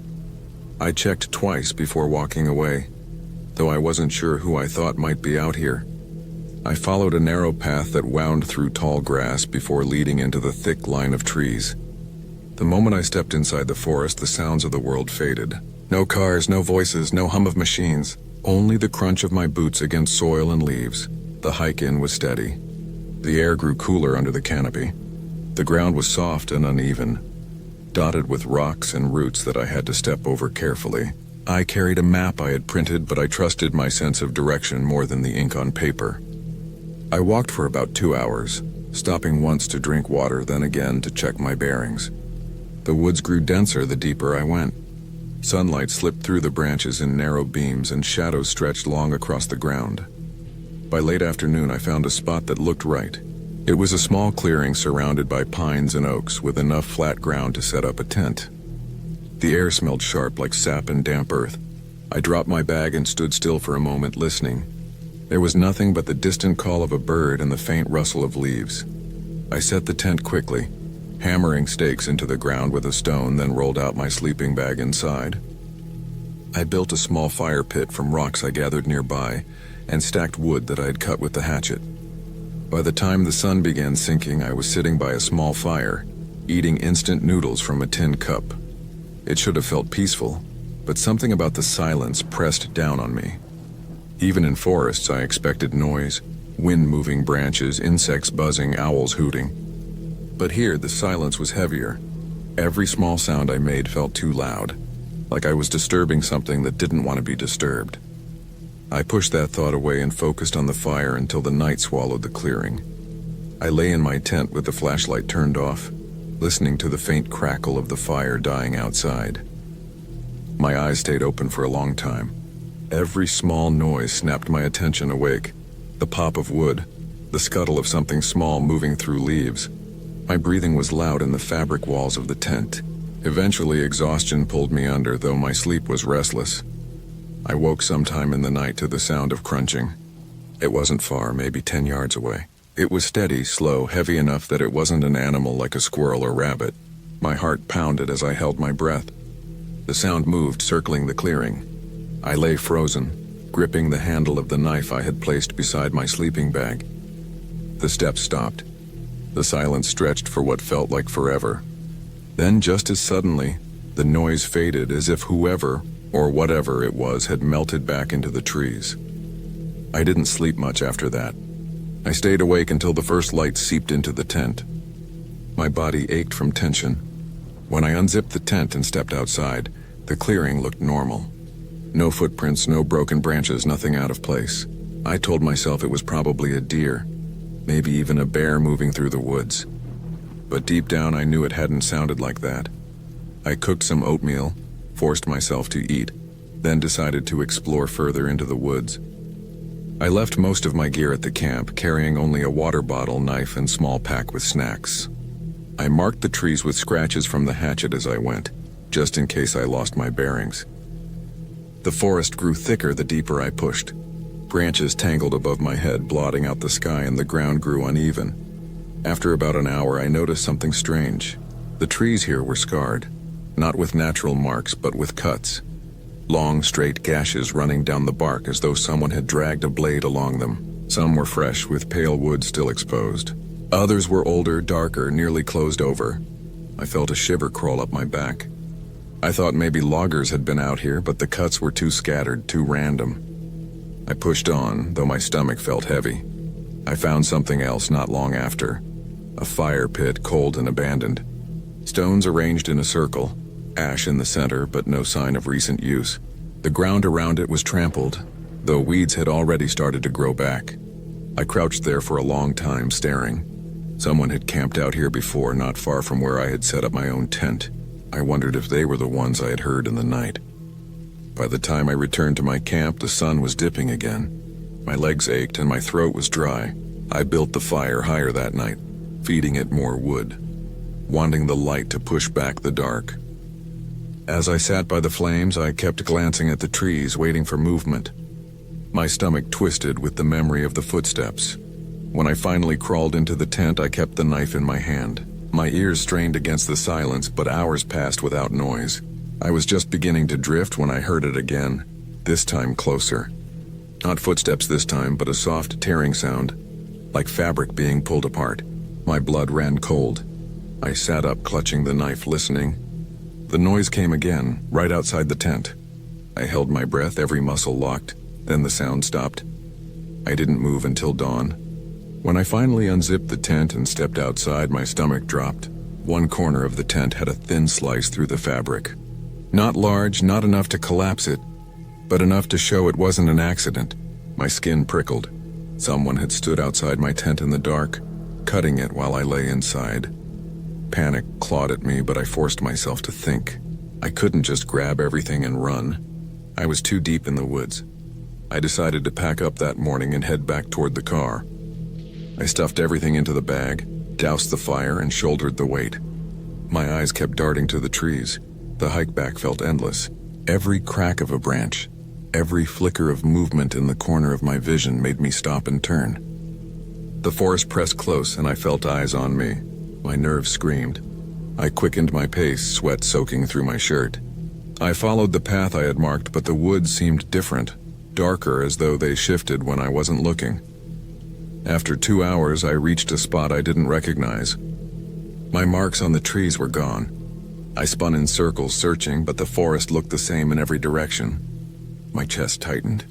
I forced myself forward, trying to keep track, but the ground twisted into uneven hills and gullies. That's when I saw it. A shape between the trees. Tall, thin, unmoving. My throat closed and I ducked behind a trunk, peering out. The shape didn't move. For a moment I thought it might be a tree, but something about it was wrong. I blinked and it was gone. I stood frozen for a long time, sweat dripping into my eyes. I pushed forward again, stumbling faster now. My legs burned, my breath ragged. Hours passed, but I never found the road. My water was running low. My mind spun, wondering if I was walking in circles. When night fell, I had no choice but to stop. I set the tent quickly, though my hands shook. I didn't light a fire. I crawled inside and lay there in the dark, listening. My stomach was tight with hunger, but I didn't eat. I gripped the knife, every muscle tense. The noise came again in the middle of the night. Footsteps, slow, deliberate, circling the tent. My heart slammed against my ribs. I pressed the knife to my chest, listening. The steps stopped right beside me. For a long moment, there was only silence. Then a faint sound of breathing, not mine. Someone was standing just inches away, separated only by a thin sheet of fabric. I didn't move. I didn't breathe. Minutes stretched into hours, or maybe it just felt that way. At some point, the sound faded. When dawn finally came, I unzipped the tent and found the ground around it marked with prints. Bare feet, I didn't think. I ran. I left the tent behind, just grabbed the knife and my water and bolted. I crashed through the underbrush, not caring about the noise. Branches tore at my arms and face, but I didn't stop. My lungs burned, my legs screamed, but I kept running until the trees began to thin. Finally, through the branches, I saw the dirt road. My car sat there exactly where I had left it. My knees nearly buckled as I stumbled toward it, fumbling with the keys. I threw myself inside, locked the doors, and sat shaking, staring into the trees. The woods were silent again. I don't know who was out there, or what they wanted. I never saw them clearly, but I know they were watching me from the moment I stepped inside. The cuts on the trees,